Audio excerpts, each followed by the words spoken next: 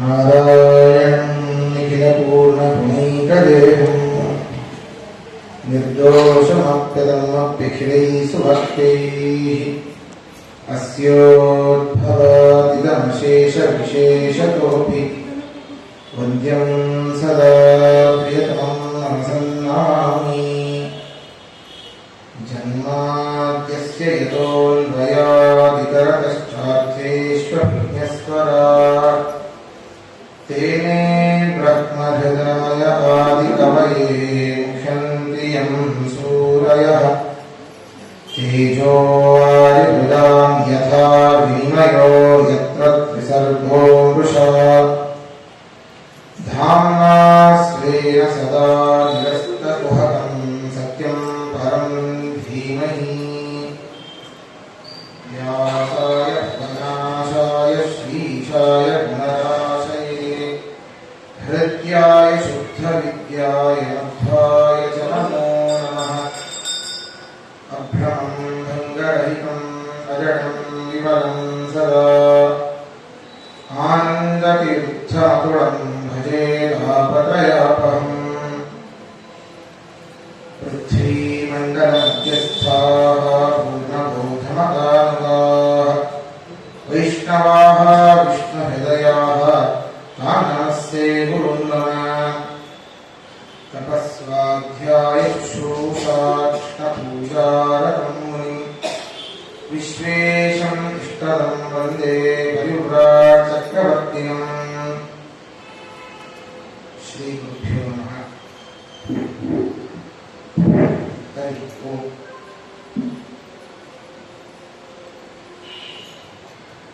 ಇವತ್ತು 5ನೆಯ ಸ್ಕಂದದ ಪರಿಚಯವನ್ನು ಮಾಡಿಕೊಳ್ಳೋಣ.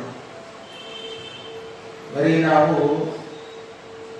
ಭಾಗವತವನ್ನ ಎಂತಹ ದೊಡ್ಡ ಪಂಡಿತರನ್ನೇ ಕರು ಆಮೂಲಾಗ್ರವಾಗಿ ಹೇಳಿ ಅಂದರೆ ಹೇಳಿ ಆಗೋದಿಲ್ಲ. ಅದಕ್ಕೆ ಬರೀ ಸಪ್ತಾಹ ಅಲ್ಲ, ಪ್ರೋಷ್ಠಪದಿಯಲ್ಲ, 15 ದಿನ ಅಲ್ಲ, ವರ್ಷ ಆದರೂ ಸಾಲುವುದಿಲ್ಲ. ಅನೇಕ ಅರ್ಥಗಳು. ಭಾಗವತವನ್ನ ಹೇಗೆ ಕೇಳಬೇಕು, ಹೇಗೆ ಹೇಳ್ತಾರೆ ಪಂಡಿತರು ಆಯಿತು, ಕೇಳುವವರು ಹೇಗೆ ಕೇಳ್ತಾರೆ ಅಂತಂದ್ರೆ, ಈ ಮದುವೆ ಮನೆಯಲ್ಲಿ ಬಂದಾಗ ಪನ್ನೀರು ಸಿಡಿಸ್ತಾರೆ. ಅದರ ಹಾಗೆ ಪಂಡಿತರು ಪನ್ನೀರಿನ ಹಾಗೆ ಭಾಗವತವನ್ನು ಸಿಡಿಸ್ತಾರೆ. ಆ ಒಂದು ಪನ್ನೀರಿನ ಶೇಷದಿಂದ ಆ ಇಡೀ ದಿನ ಸುಗಂಧ ಭರಿತವಾಗಿ ಇರುತ್ತದೆ. ಹಾಗೆ ಈ ಭಾಗವತವನ್ನ ಸಿಡಿಸಿದಾಗ, ಆಯಾ ಕೆಲವೊಂದು ಮೂಲ ವಿಷಯಗಳನ್ನು ಹೇಳಿದಾಗ ನಮ್ಮ ಮನಸ್ಸಿನಲ್ಲಿ ಭಕ್ತಿ ಎಂಬ ಸುಗಂಧ ಪ್ರಜ್ವಲಿಸಿ ಅವರ ಉದ್ಭವ ಆಗುತ್ತೆ. ಅದರಿಂದಾಗಿ ಪರಮಾತ್ಮನ ಅನುಗ್ರಹಕ್ಕೆ ಪಾತ್ರರಾಗ್ತೇವೆ. ಇವತ್ತು ಅಷ್ಟೇ ನಿನ್ನೆ 4ನೆಯ ಅಧ್ಯಾಯವನ್ನ, 4ನೆಯ ಸ್ಕಂದವನ್ನ ಕೇಳಿದ್ವಿ. ಇವತ್ತು 5ನೇ ಸ್ಕಂದ. ಪರೀಕ್ಷಿತ್ ಮಹಾರಾಜ ಶುಕಾಚಾರ್ಯರಿಗೆ ಮತ್ತೆ ಕೇಳ್ತಾ ಇದ್ದಾನೆ. ಸ್ವಯಂಭೂ ಮನುವಿನ 2ನೇ ಮಗನಾದ ಉತ್ಥಾನಪಾದನ ವಂಶ, ಧ್ರುವನ ವಂಶ, ಅವನ ಒಂದು ವಂಶಾವಳಿಯ ಬಗ್ಗೆ ಹೇಳಿದೆ. ಜ್ಯೇಷ್ಠ ಪುತ್ರನಾದ ಪ್ರಿಯವ್ರತನ ಬಗ್ಗೆ ಏನು ಹೇಳಲಿಲ್ಲ ನೀವು, ಅವನ ಬಗ್ಗೆ ಹೇಳಿದ್ರಿ ಸ್ವಲ್ಪ ಕೇಳಿದಾಗ ಆವಾಗ ಹೇಳಲಿಕ್ಕೆ ಶುರು ಮಾಡ್ತಾರೆ. ಆ ಪ್ರಿಯವ್ರತ ನಾರದರ ಉಪದೇಶದಿಂದ ಬಹಳ ವಿರಕ್ತನಾಗಿ, ನಾನು ರಾಜ್ಯಭಾರ ಮಾಡೋದಿಲ್ಲ, ಕಾಡಿಗೆ ಹೋಗ್ತೇನೆ, ಅಲ್ಲಿ ತಪಸ್ಸು ಮಾಡ್ತೇನೆ ಅಂತ ಹೋಗಿರ್ತಾನೆ. ತಪಸ್ಸು ಮಾಡಲಿಕ್ಕೆ ಕುಳಿತಿರ್ತಾನೆ. ಆವಾಗ ಬ್ರಹ್ಮದೇವರು ಬಂದು ಆ ಪ್ರಿಯವ್ರತ ರಾಜನಿಗೆ ಹೇಳ್ತಾರೆ, ಏನಂತ ನೋಡಪ್ಪ, ಎಲ್ಲರೂ ಕೂಡ ಮೋಕ್ಷವನ್ನ ಪಡಿಬೇಕು ಅಂತಂದ್ರೆ ಸನ್ಯಾಸಿಗಳ ಹಾಗೇನೆ ಬದುಕಬೇಕು ಅಂತ ಯಾವ ನಿಯಮ ಇಲ್ಲ. ಗೃಹಸ್ಥ ಧರ್ಮದಿಂದಲೂ ಕೂಡ ಮೋಕ್ಷವನ್ನ ಪಡೆದಂತಹ ಅನೇಕ ಜನಕಾದಿ ಮಹರ್ಷಿಗಳು ಇದ್ರು. ಮುಂದೆ ಬರ್ತಾರೆ, ಈಗಿಲ್ಲ, ಹಿಂದೆ ಇದ್ರು. ಭಾಗವತ ಅಲ್ಲ ಇದು, ಮುಂದೆ ಬರ್ತಾರೆ. ಈ ರೀತಿ ನಮಗೆ ಈಗ ಉದಾಹರಣೆ ಕೊಡಬೇಕು ಅಂದ್ರೆ ಜನಕಾದಿ ಋಷಿಗಳು, ಜನಕಾದಿ ರಾಜಋಷಿಗಳು ಅವರೆಲ್ಲರೂ. ಹಾಗೆ ಇದ್ರು ಅವರು ಕೂಡ ಗೃಹಸ್ಥ ಧರ್ಮದಲ್ಲಿ ಇದ್ದುಕೊಂಡೇ ಮೋಕ್ಷವನ್ನು ಹೊಂದಿದ್ದಾರಪ್ಪ. ಇದು ನಿನಗೆ ಉಚಿತವಾದದ್ದಲ್ಲ. ಎಲ್ಲರಿಗೂ ಸನ್ಯಾಸಿಯಿಂದಲೇ ಮೋಕ್ಷ ಇಲ್ಲ. ಸನ್ಯಾಸಿ ಆದವರಿಗೂ ಮೋಕ್ಷ ಸಿಗುವುದಿಲ್ಲ. ಇಲ್ಲಿ ಯಾರ್ಯಾರು ಸನ್ಯಾಸಿಗಳಿದ್ದಾರೆ ಅವರೆಲ್ಲರೂ ಮೋಕ್ಷವನ್ನೇ ಹೊಂದುತ್ತಾರೆ ಅಂತೇನಿಲ್ಲ. ಒಬ್ಬ ಗುರುಗಳ ಹತ್ತಿರ ಪಾಠಕ್ಕೆ ಹೋಗಿದ್ದ.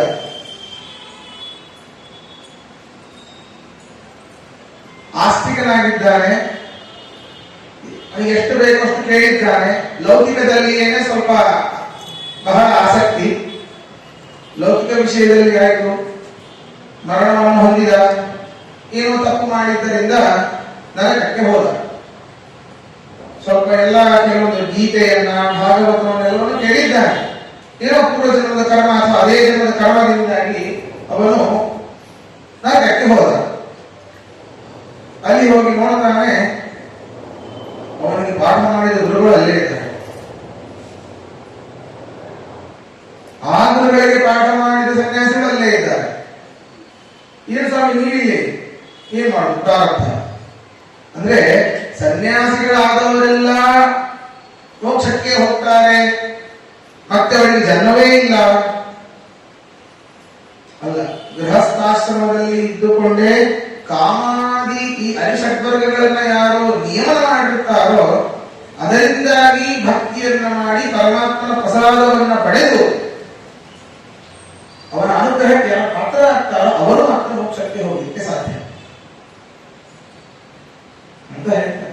ಅದರಿಂದ ನಿನಗೆ ಈ ಸನ್ಯಾಸಿಯಾಗಿ ಬರಬೇಕು ಅಂತಲ್ಲ, ನೀನು ಗೃಹಸ್ಥಾಶ್ರಮದಲ್ಲಿ ಇದ್ದುಕೊಂಡೇ ನೀನು ಮದುವೆ ಆಗಿಯೇನೆ ರಾಜ್ಯಭಾರವನ್ನ ಮಾಡುತ್ತಾನೆ ನೀನು ಮೋಕ್ಷವನ್ನು ಹೊಂದಬೇಕು. ಇದೇ ನಿನಗೆ ಉಚಿತವಾದದ್ದು.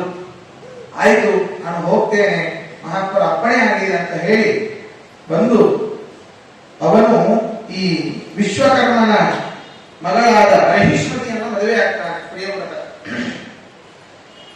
ಅವರಿಗೆ 10 ಮಂದಿ, ಇವರಿಬ್ಬರ ಒಂದು ದಾಂಪತ್ಯ ಜೀವನದಿಂದ 10 ಮಂದಿ ಮಕ್ಕಳು ಹುಟ್ಟುತ್ತಾರೆ.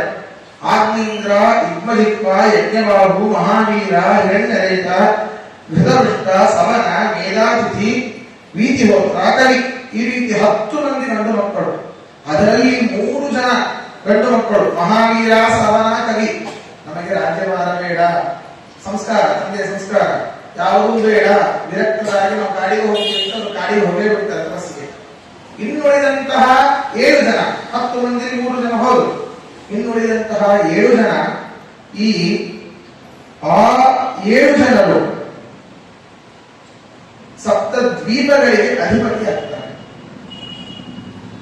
ನಮ್ದು ಯಾವ ದ್ವೀಪ? ಜಂಬೂ ದ್ವೀಪ. ಜಂಬೂ, ಪ್ಲಕ್ಷ, ಶಾಲ್ಮಲಿ, ಕುಶ, ಕ್ರೌಂಚ, ಶಾಖ, ಪುಷ್ಕರ, ಈ ರೀತಿ 7 ಭೂದ್ವೀಪಗಳಿವೆ. ಕ್ರಮೇಣವಾಗಿ ಅವರು ಅಧಿಪತಿಗಳಾಗ್ತಾರೆ. ಈ ಒಂದು ಜಂಬೂ ದ್ವೀಪಕ್ಕೆ ಆಗ್ನೇಂದ್ರ ಎನ್ನುವಂತಹ ಆ ವ್ಯಕ್ತಿ ಅಧಿಪತಿ ಆಗ್ತಾನೆ. ಅವನೇ ಆ ಪ್ರಿಯವ್ರತನಿಗೆ ಇವನೊಬ್ಬನೇ ಅಲ್ಲ, ಇವಳೊಬ್ಬಳೇ ಮಹಿಷ್ಮತಿ ಮಾತ್ರ ಹೆಂಡತಿ ಇಲ್ಲ, ಇನ್ನೊಬ್ಬಳು ಇದ್ದರು. ಅವರಲ್ಲಿ ಉತ್ತಮ, ತಾಪಸ, ರೈವತ ಎನ್ನುವಂತಹ 3 ಮಕ್ಕಳನ್ನು ಪಡಿತಾರೆ. ಈ 3 ಜನ ಮಕ್ಕಳು ಕ್ರಮೇಣ ಮನ್ವಂತರಗಳಿಗೆ, ಸ್ವಯಂಭೂ ಮನ್ವಂತರ, ಉತ್ತಮ ಮನ್ವಂತರ, ತಾಪಸ ಮನ್ವಂತರ, ದೈವದ ಮನ್ವಂತರ, ಈಗ ಇರುವುದು ವೈವಸ್ವತ ಮನ್ವಂತರ. ಈ ರೀತಿ ಆಯಾಯ ಮನ್ವಂತರಗಳಿಗೆ ಅಧಿಪತಿಯಾಗ್ತಾರೆ. ಇಲ್ಲಿ ವಿಶೇಷ ಏನು ಅಂತಂದ್ರೆ ಪರಮಾತ್ಮನೇ ಆ ಒಂದು ತಾಪಸ ರೂಪದಿಂದಾಗಿ ಬಂದಿರ್ತಾನೆ. ತಪಸ್ಸಿನ ಬಗ್ಗೆ ಇನ್ನೂ ಸರಿಯಾಗಿ ಜ್ಞಾನವನ್ನು ಕೊಡಲಿಕ್ಕೆ ಪರಮಾತ್ಮನೇ ಸಾಕ್ಷಾತ್ತಾಗಿ ನೋಡ್ರಿ, ಸ್ವಯಂಭುವ ಮನುವಿನ ಹೆಣ್ಣು ಸಂತಾನದಲ್ಲಿ ಕಪಿಲ ಬಂದ, ದತ್ತ ಬಂದ, ಮುಂದೆ ಇನ್ನೂ ಇವರ ಸಂತಾನದಲ್ಲಿ ಏನೇ ಋಷಭ ಬರ್ತಾನೆ, ಪೃಥು ಬಂದ, ಪೃಥುವಿನಲ್ಲಿ ರಾಜರಾಜೇಶ್ವರ ರೂಪದಿಂದ ಪರಮಾತ್ಮನೇ ಬಂದ. ಈ ರೀತಿ ಅನೇಕ ಬಾರಿ ಪರಮಾತ್ಮನು ಇವರ ಒಂದು ವಂಶದಲ್ಲಿ, ಅದು ವಿಶೇಷ ಪ್ರಿಯವ್ರತನ ವಂಶದಲ್ಲಿ ಅವನು ಜನ್ಮ ತಾಳ್ತಾನೆ, ಅರ್ಥಾತ್ ಅವತಾರವನ್ನು ಮಾಡ್ತಾನೆ.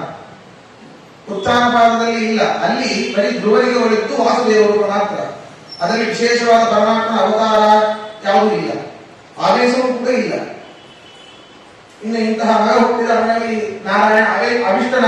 ಅನ್ನುವಂಥದ್ದು ಇಲ್ಲ. ಮತ್ತೇನು ಇವರಲ್ಲಿ ಪ್ರಿಯವ್ರತನ ವಂಶದಲ್ಲಿ ಮಾತ್ರ ಪರಮಾತ್ಮ ಅನೇಕ ಬಾರಿ ಅವನು ಅವತಾರ ಮಾಡ್ತಾನೆ.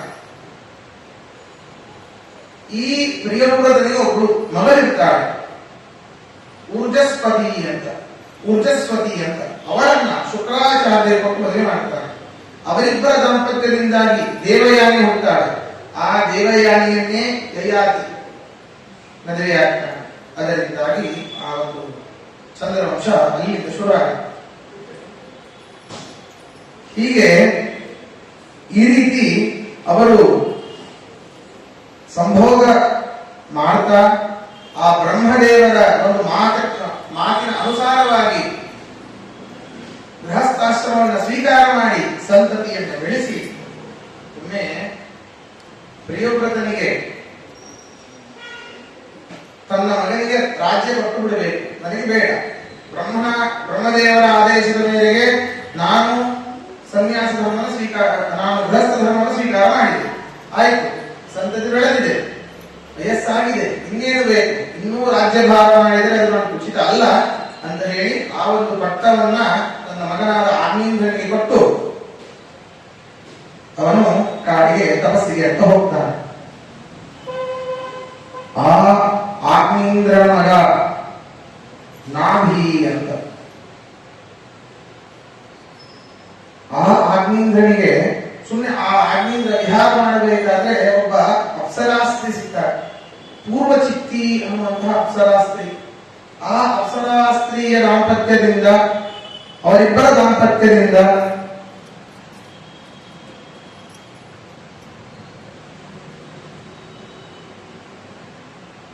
ಅವನ್ನೂ ಕೂಡ 9 ಮಂದಿ ಮಕ್ಕಳಾಗ್ತಾರೆ ಆ ಆಗ್ನೇಂದ್ರನಿಗೆ. ನಾಭಿ, ಹರಿವರ್ಷ, ಇಲಾವೃತ, ರಮ್ಯಕ, ಹಿರಣ್ಮಯ, ಕುರು, ಭದ್ರಾಶ್ವ, ಕೇತುಮಾಲ ಅಂತ 9 ಜನ ಮಕ್ಕಳನ್ನ ಪಡಿತಾನೆ. ಈ ಹಿಂದೆ ಹೇಳಿದ ಭೂಖಂಡಗಳು, ಸಪ್ತ ಸಮುದ್ರಗಳು, ಸಪ್ತ ದ್ವೀಪಗಳು, ಆ ಒಂದೊಂದು ದ್ವೀಪದಲ್ಲಿ, ಜಂಬೂ ದ್ವೀಪದಲ್ಲಿ ಈ ರೀತಿ 9 ಖಂಡಗಳು. ಆ 9 ಖಂಡಗಳಿಗೆ ಈ 9 ಜನರು ಕ್ರಮೇಣವಾಗಿ ಅಧಿಪತಿಯಾಗ್ತಾರೆ. ಈ 9 ಜನರು ಮೇರು ಪರ್ವತದ ಅಭಿಮಾನಿಯಾದ ಆ ಮೇರು ದೇವಿಯ ಮಕ್ಕಳು, ಅವರು 9 ಜನ ಹೆಣ್ಣು ಮಕ್ಕಳು. ಅವರನ್ನ ಮದುವೆ ಆಗ್ತಾರೆ ಇವರು. ಮೇರು ಪುತ್ರಿಯರನ್ನ ಇವರು ಮದುವೆ ಆಗ್ತಾರೆ. ಆದ ಮೇಲೆ ಈ ಆಗ್ನೇಂದ್ರನಲ್ಲಿ ನಾಭಿರಾಜ ಅಂತ ಹುಟ್ಟಿರ್ತಾನಲ್ಲ, ಆ ನಾಭಿರಾಜ ಸಂತಾನ ಇರೋದಿಲ್ಲ ಅವನಿಗೆ. ಋಷಿಗಳಿಗೆ ಕೇಳ್ತಾರೆ, ನನಗೆ ಸತ್ಸಂತಾನ ಆಗಬೇಕು ಅಂತ. ಋಷಿಗಳಿಂದ ಋಷಿಗಳಿಗೆ ಹೋಗಿ ಕೇಳ್ತಾರೆ, ನೀವು ಪರಮಾತ್ಮನಿಗೆ ಪ್ರಾರ್ಥನೆ ಮಾಡಿ, ಏನಂತ, ಇನ್ನೊಂದು ಮಗ ನನಗೆ ಬೇಕು ಅಂತ ಯಜ್ಞ ಮಾಡ್ತಾರೆ. ಪರಮಾತ್ಮ ಬರ್ತಾನೆ, ಋಷಿಗಳು ಕೇಳ್ತಾರೆ, ಪರಮಾತ್ಮ ಪ್ರಸನ್ನ ಆಗಿದ್ದಿ ಹೌದು, ಆದ್ರೆ ಈ ಒಂದು ರಾಜನ ಒಂದು ಅಪೇಕ್ಷೆ ಏನು ಅಂತಂದ್ರೆ ನಿನ್ನಂತಹ ಮಗ ಬೇಕು. ಅವನು ಹೇಳ್ತಾನೆ, ಜಗತ್ತಿನಲ್ಲಿ ನನ್ನಂತಹ ಒಂದು ವಸ್ತು ಇನ್ಯಾವುದೂ ಇಲ್ಲ. ಪ್ರಾಪ್ತಂ ರಸೋ ಯೋಷ್ಟಮಃ,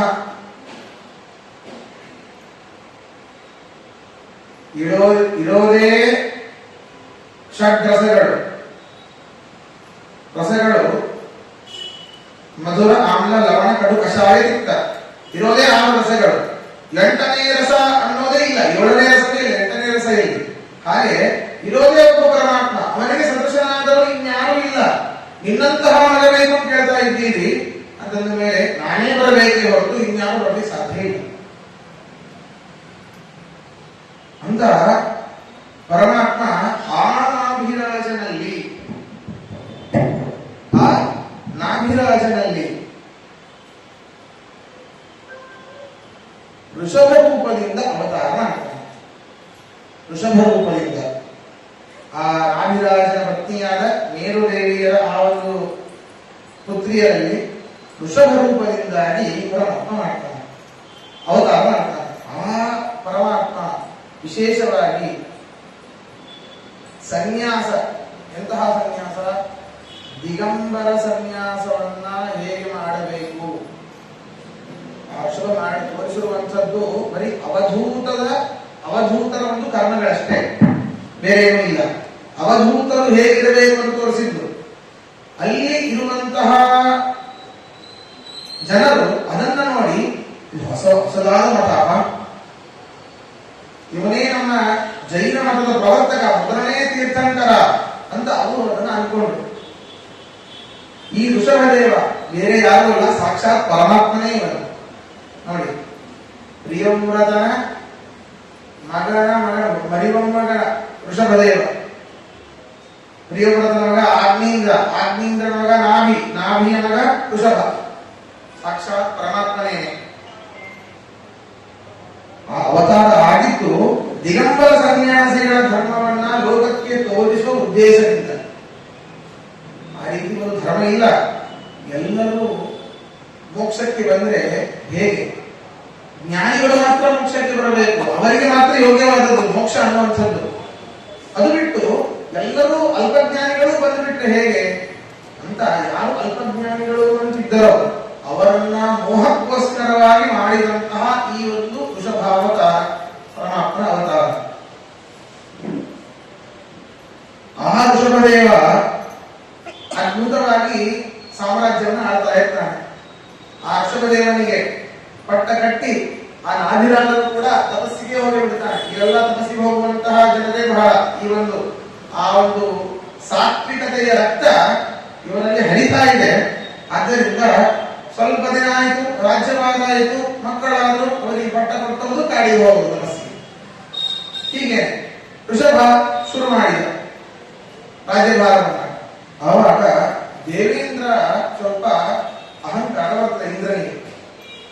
ಓ, ಇವನ ಒಂದು ಸುಭಿಕ್ಷೆ, ರಾಜ್ಯಭಾರ ಏನು ಸುಭಿಕ್ಷೆ ನಡೀತಾ ಇದೆ ರಾಜ್ಯ, ನಾ ಅದಕ್ಕೇನು ಮಾಡಬೇಕು ಅಂತ ಹೇಳಿ ಮಳೆಯನ್ನೇ ಸುರಿಸೋದಿಲ್ಲ ಇಂದ್ರ. ಅದು ಅವನ ಕರ್ತವ್ಯ. ಪರಮಾತ್ಮನ ಅಧೀನನಾಗಿ ಪರಮಾತ್ಮನ ಒಂದು ಆಜ್ಞೆಯ ಮೇರೆಗೆ ಮಾಡುವಂತಹ ಅವನ ಕೆಲಸ. ಸಕಾಲಕ್ಕೆ ಮಳೆ ಆಗಬೇಕು, ಬೆಳೆ ಬರಬೇಕು, ಅದು ಅವನ ಕೆಲಸ. ಆ ಒಂದು ಆಜ್ಞೆಯಿಂದ ವಂಚಿತನಾಗಿ ಆಜ್ಞೆಯಿಂದ ಮೀರಿ ಇಂದ್ರ ಮಳೆ ಸುರಿಸೋದಿಲ್ಲ.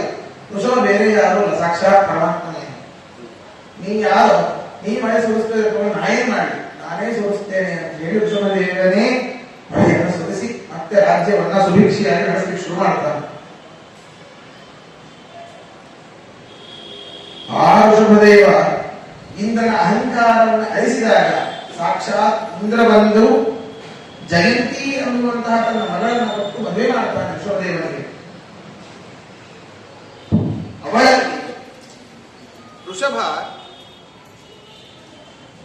ಅವಳಲ್ಲಿ ಋಷಭ ಎನ್ನುವಂತಹ ಮಗನನ್ನೇ ಪಡಿತಾನೆ. ಋಷಭ, ಭರತ ಇವರೇ ಮುಂತಾದ 100 ಜನ ಮಕ್ಕಳನ್ನ ಪಡಿತಾನೆ ಋಷಭದೇವ. 100 ಜನ ಮಕ್ಕಳನ್ನ. ಈ ಭರತ ಭೂಮಿಯನ್ನ ಆಳ್ಲಿಕ್ಕೆ ಶುರು ಮಾಡಿದ.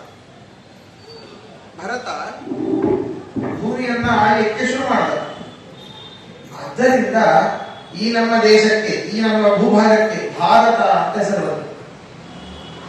ಹೇಗೆ ಬ್ರಿಟಿಷರ ಆಳಿದ ಮೇಲೆ ಈ ಒಂದು ದೇಶಕ್ಕೆ ಇಂಡಿಯಾ ಅಂತ ಹೆಸರು ಬಂತು,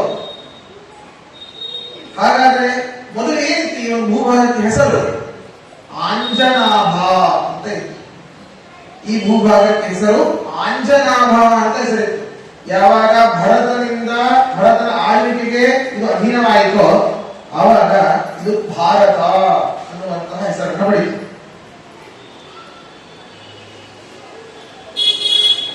ಆ ಎಲ್ಲ ಪುತ್ರರು 100 ಜನರಲ್ಲಿ 81 ಮಂದಿ ತಪಸ್ಸಿನಿಂದ ವಿಶ್ವಾಮಿತ್ರರ ಹಾಗೆ ಬ್ರಾಹ್ಮಣರಾದರು. ವಿಶ್ವಾಮಿತ್ರರು ಕ್ಷತ್ರಿಯರು, ಕೌಶಿಕ ಎನ್ನುವಂತಹ ರಾಜ. ಹೇಗೆ ವಸಿಷ್ಠರ ಒಂದು ಬ್ರಹ್ಮ ತೇಜಸ್ಸಿನಿಂದ ಸೋತು ದಿಗ್ಬಲಂ ಕ್ಷತ್ರಿಯ ಬಲಂ ಬ್ರಹ್ಮತೇಜೋ ಬಲಂ ಬಲಂ ಅಂತ ಹೇಳಿ ರಾಜನಾಗಿದ್ದವನು ಋಷಿಯಾಗಿ ರಾಜರ್ಷಿಯಾದನೋ, ಇವರೆಲ್ಲರೂ ರಾಜನ ಪುತ್ರರು, ರಾಜಕುಮಾರರೇ, ಕ್ಷತ್ರಿಯರೇ. ಈ 81 ಮಂದಿ ತಪಸ್ಸಿನಿಂದ ವಿಶ್ವಾಮಿತ್ರರಾಗಿ ಶ್ರೋತ್ರಿಯ ಬ್ರಾಹ್ಮಣರಾಗ್ತಾರೆ.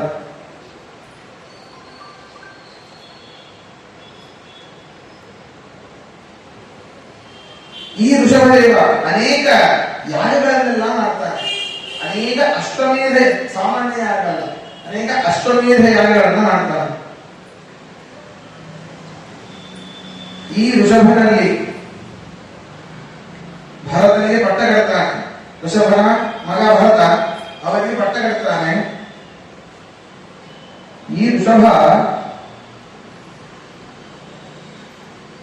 ಅವಧೂತ ಧರ್ಮವನ್ನ ಆಚರಣೆ ಮಾಡ್ತಾನೆ. ಹೇಗೆ ಅವಧೂತ? ಸಂಪೂರ್ಣ ಈ ಒಂದು ಅರಮನೆಯ ಯಾವ ಸವಲತ್ತು ಸುಖದ ಸುಪ್ಪತ್ತಿಗೆ ನನಗೆ ಬೇಡ. ಮೈ ಮೇಲೆ ಒಂದು ಬಟ್ಟೆ ಬೇಡ, ಒಂದು ದಾರ ಬೇಡ, ಯಾವ ಆಭರಣ ಬೇಡ. ದಿಗಂಬರನಾಗಿ ಎಲ್ಲರೂ ಅವನ ಅವತಾರವಾಗಿದ್ದೇ ಅದಕ್ಕೆ ಮೋಹಗೊಳಿಸಲಿಕ್ಕೆ ದಿಗಂಬರನಾಗಿ ಭೂ ಪರ್ಯಟನೆಯನ್ನು ಮಾಡಲಿಕ್ಕೆ ಶುರು ಮಾಡ್ತಾನೆ. ಹೇಗೆ ನೋಡಿದವರಿಗೆ ಯಾವುದೋ ಒಂದು ಭೂತ ಪಡ್ಕೊಂಡಿರ್ಬೇಕು, ಅವನಿಗೆ ತಲೆ ಕೂದಲೆಲ್ಲ ಆಗಿದೆ. ಈ ಋಷಭ ಹೇಳಿದೆ ನಾನು, ಋಷಭ ನೋಡಿ ಎಲ್ಲರ ಜೈನ ಮತ ಶುರುವಾಯಿತು ಅಂತ. ಏನೂ ಮಾಡಬಾರದು, ಮಾತಾಡಬಾರದು. ಯಾರ ಕೈಗೆ ಕೊಡ್ತಾರೋ ಪಾತ್ರೆಯನ್ನು ಉಪಯೋಗ ಮಾಡುವುದಿಲ್ಲ. ಜೈನ ಧರ್ಮದಲ್ಲಿ ದಿಗಂಬರ ಜೈನರು ಯಾರಿದ್ದಾರೆ ಪಾತ್ರೆಯನ್ನು ಉಪಯೋಗಿಸುವುದಿಲ್ಲ, ಕೈಯಲ್ಲಿ ಹಾಕಿದ್ದರೆ ತಿನ್ನೋದಷ್ಟೇ. ಕೇಶವನ್ನ, ರೋಮವನ್ನ ಇವೆಲ್ಲವನ್ನು ಕೂಡ ಕರ್ತನ ಮಾಡೋದಿಲ್ಲ, ಕಿತ್ತುತ್ತಾರೆ. ಕೇಶೋಚ್ಛಿನ್ನಂ ಪರಮಸುಖಂ, ಕೇಶೋಚ್ಛಿನ್ನಂ ಪರಮಸುಖಂ ಅಂತ ಹೇಳಿ ಯಾರು ಕೂಡ ಕತ್ತರಿಯನ್ನ ಬ್ಲೇಡನ್ನು ಹಾಕೋದಿಲ್ಲ. ಅವರು ಕೂದಲನ್ನು ಕಿತ್ತುಕೊಳ್ಳೋದು. ಯಾಕೆ ಅಂತಂದ್ರೆ ಅಲ್ಲಿ ಇರುವಂತಹ ಸಣ್ಣ ಜೀವಿಗಳಿಗೆ ನೋವಾಗುತ್ತೆ, ಬ್ಲೇಡ್ ಹಾಕಬಾರದು, ಕತ್ತೆ ಹಾಕಬಾರದು ಅಂತ. ಇದನ್ನೆಲ್ಲ ಋಷಭದೇವ ಮಾಡಿ ತೋರಿಸಿದ್ದಾರೆ. ಮೋಹಕ್ಕಾಗಿ ಮಾಡಿದ್ದು. ಅವರೆಲ್ಲರೂ ಇದೇ ದೊಡ್ಡ ಧರ್ಮ ಅಂತ ಹೇಳಿ ಅವರು ಅದನ್ನು ಫಾಲೋ ಮಾಡ್ತಾ ಅವರು. ಬ್ಲೇಡ್ ಹಾಕಿದ್ರೆ ನೋವಾಗತ್ತೆ, ಕಿತ್ಕೊಂಡ್ರೆ ನೋವಾಗಲ್ಲ. ಇಲ್ಲ, ಮೋಹಕ್ಕಾಗಿ ಮಾಡಿರುವಂತಹ ಕೆಲಸ ಋಷಭನಾಮಕ ಪರಮಾತ್ಮನದ್ದು. ಸುಮ್ಮನೆ ಭೂತಾವಿಷ್ಟನ ಹಾಗೆ ಯೋಗ ಸಿದ್ಧಿಯನ್ನು ಪಡೆದು ಎಲ್ಲವೂ ಇದೆ. ಆತ್ಮಾನಂದ ಸ್ವರೂಪ ಪರಮಾತ್ಮ. ಆದರೂ ಎಲ್ಲೋ ಒಂದು ಮೂಲೆ ಎಳಿಕೊಳ್ಳೋದು, ಆ ಕಡೆ ಕಡೆ ಬೀಳೋದು, ಯಾವಾಗ ಮನಸ್ಸು ಬರುತ್ತಾ ಅವಾಗ ಎದ್ದು ಹೋಗೋದು, ಈ ರೀತಿ ಮಾಡ್ತಾ ಹೋಗ್ತಾನೆ.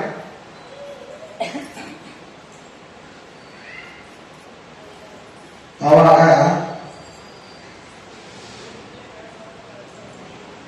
ಅವನು ಹೇಳ್ತಾನೆ,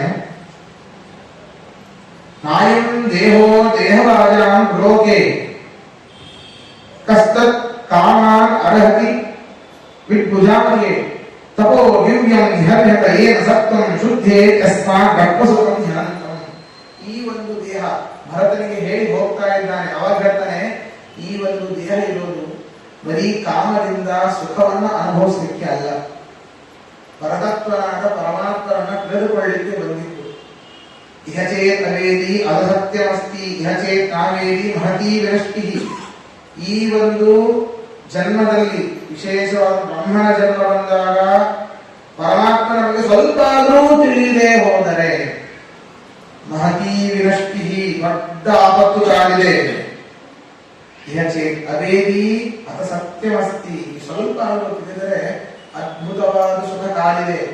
ಕೃಷ್ಣ ಹೇಳ್ತಾನೆ, ಸ್ವಲ್ಪಮಪ್ಯಸ್ಯ ಧರ್ಮಸ್ಯ ತ್ರಾಯತೆ ಮಹತೋ ಭಯಾತ್. ಸ್ವಲ್ಪವಾದರೂ ಧರ್ಮ ಮಾಡ್ರಿ, ದೊಡ್ಡ ಆಪತ್ತಿನಿಂದ ನೀವು ಪಾರಾಗ್ತೀರಿ. ಸ್ವಲ್ಪಮಪ್ಯಸ್ಯ ಧರ್ಮಸ್ಯ ತ್ರಾಯತೆ ಮಹತೋ ಭಯಾತ್. ಸ್ವಲ್ಪ ಧರ್ಮ ಮಾಡ್ರಿ, ದೊಡ್ಡ ಏನೋ ಒಂದು ಆಪತ್ತು ನಿಮ್ಮ ಪ್ರಾರಬ್ಧದಲ್ಲಿ ಬರೆದಿದೆ. ಕಾಲು ಹೋಗ್ಬೇಕು ಅಂತ ಇದೆ, ಕಾಲಿನ ಕಿರು ಬೆರಳಿಗೆ ಸಣ್ಣ ಉಗುರು ಹೋಗುತ್ತೆ. ಧರ್ಮ ಮಾಡಿ, ಆಗೋದೇ ಪ್ರಾರಬ್ಧ ತಪ್ಪಿಸ್ಲಿಕ್ಕೆ ಆಗೋದಿಲ್ಲ. ಅದರಲ್ಲಿ ಕ್ವಾಂಟಿಟಿ ಕ್ವಾಲಿಟಿ ಕಡಿಮೆ ಆಗುತ್ತೆ ಅಷ್ಟೇ. ಹೀಗೆ ಬರೀ ದೇಹ ಇರುವಂಥದ್ದು ಕಾಮಕ್ಕಾಗಿ ಅಲ್ಲ. ದಾಸರು ಹೇಳ್ತಾರೆ, ಬಾಲ್ಯತನದಿ ಏನು ಗೊತ್ತಿಲ್ಲದೆ ಕಾಲವನ್ನು ಕಳೆದೆ ವ್ಯರ್ಥ, ಸ್ತ್ರೀಲೋಲನೆ ತಾರುಣ್ಯದ ಮದದಲ್ಲಿ ನಿನ್ನನು ನಾ ಮರೆಯದೆ ಜಡಿದೆ. ಕೊನೆಗೆ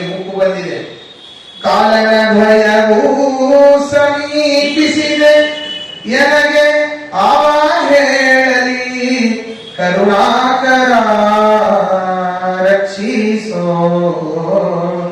ಎಂದಿಗೆ ನಿನ್ನ ಪದಾಬ್ಜವ ಕಾಮೆನೋ ಮಂದರೋದ್ಧರ ಗೋವಿಂದ ಮುಕುಂದ. ಬಾಲ್ಯತನದಲ್ಲಿ ಏನನ್ನು ಹೇಳಿಕೊಳ್ಳಿಲ್ಲ, ಹೇಳಿದ್ರು ಮರೆತು ಬಿಟ್ಟೆ. ಯೌವನ ಬಂತು, ಸ್ತ್ರೀಲೋಲ ಆದೆ, ವಯಸ್ಸಾಯಿತು, ಬಂತು ಕಾಲ ಹತ್ತಿರ, ಇನ್ನೇನು ಇನ್ನು ಮರೆತೇ ಬಿಟ್ಟೆ. ಹಗಲು ನಿನ್ನ ನೆನೆಯಲಿಲ್ಲ, ಹಸಿವೆ ಕೃಷಿಯಿಲ್ಲ, ಎರಡೂ ನಿನ್ನ ನೆನೆಯಿಂದ ನಿದ್ರೆ ಬರಲಿಲ್ಲ, ಎರಡರ ಬಾದಿಗೆ ನಾವು ಒಳಗಡೆ ಬುದ್ಧ ಬಿಟ್ಟ. ಹೀಗೆ ಬರೀ ದೇಹ ಅನ್ನುವಂಥದ್ದು ಸುಖ ಭೋಗಕ್ಕಾಗಿ ಅಲ್ಲ. ನೀವು ಇದನ್ನ ಸರಿಯಾಗಿ ಎಲ್ಲ ಇಂದ್ರಿಯಗಳನ್ನ ನಿಯಮನ ಮಾಡಿ, ಮನಸ್ಸನ್ನ ಸರಿಯಾಗಿ ನಿಯಮನೆ ಮಾಡಿ, ಸ್ವಲ್ಪ ಶಾಸ್ತ್ರಾರ್ಥವನ್ನ ಗುರುಮುಖದಿಂದ ಉಪದೇಶ ಮಾಡಿಕೊಂಡರೆ ಎಷ್ಟೋ ಸುಖ ಅನ್ನೋದಾಗಿ ಕಾದಿದೆ. ಪರಮಾತ್ಮ ಕೈ ಚಾಚಿದ್ದಾನೆ, ಕರೆದಿದ್ದಾನೆ, ಹೋಗ್ತಾ ಇಲ್ಲ ಅಷ್ಟೇ. ರಾಮದೇವರು ಅವಾಗೇ ಕರೆದಿದ್ರು, ಸಮಾಯಾತ ಸಮಾಯಾತ ಯೇ ಮೋಕ್ಷ ಪದೇಚ್ಛವ. ಡಂಗುರ ಬಡಿಸಿದ್ರು, ಯಾರ್ಯಾರು ಬರ್ತೀರಿ ಬರ್ರಿ, ನಾವೆಲ್ಲ ಇದ್ಬಿಡಿ, ಅವಾಗ ಹೋಗಿಲ್ಲ ಅಷ್ಟೇ. ಅದಕ್ಕೆ ಇದ್ರು ನಾವು ಎಲ್ಲ ನಾಯಿ ಮರ ಹುಲ್ಲು ಕಡ್ಡಿ ಎಲ್ಲವೂ ಹೋಯ್ತು. ಅವಕ್ಕೆಲ್ಲ ಗೊತ್ತಿತ್ತು ನಶ್ವರ ಅಂತ. ಬಂದಲ್ಲ ಒಂದು ದಿನ ಮತ್ತೆ ಇದಕ್ಕೆ ಸಂಸಾರದಲ್ಲಿ ಬಂದೇ ಬರ್ತೇವೆ ಅಂತ ಗೊತ್ತಿತ್ತು, ಅವೆಲ್ಲ ಹೋದ್ರಿ, ನಾವು ಹೋಗ್ಲಿಲ್ಲ. ಡಂಗುರ ಹೊಡೆಸಿದ್ದ ರಾಮ, ನೀವು ಯಾವ ಕಷ್ಟವೂ ಬೇಕಾಗಿಲ್ಲ, ಯಾವ ತಪಸ್ಸು ಬೇಕಾಗಿಲ್ಲ, ನಾ ಕರ್ಕೊಂಡು ಹೋಗ್ತೀನಿ, ಸುಮ್ಮನೆ ಬರ್ರಿ, ಫ್ರೀ ಟಿಕೆಟ್, ಎಂಟ್ರಿ ಒಂದೇ, ಎಕ್ಸಿಟ್ ಇಲ್ಲೇ ಇಲ್ಲ, ಇಲ್ಲಿ ಸುಮ್ಮನೆ ಬರ್ರಿ, ಕೇಳಿಲ್ಲ. ಇಷ್ಟು ಬಂಗಾರ ಕೂಡಿಟ್ಟಿದ್ವಿ, ಮಕ್ಕಳಿಗೆ ಇಷ್ಟು ಮಾಡ್ಬೇಕು, ಮೊಮ್ಮಕ್ಕಳಿಗೆ ಇಷ್ಟು ಮಾಡ್ಬೇಕು, LIC ಪಾಲಿಸಿ ಮಾಡಿಸಿದ್ವಿ, ನಾವು ಜಲ್ದಿ ಹೋದ್ರೆ ಹೆಂಗ?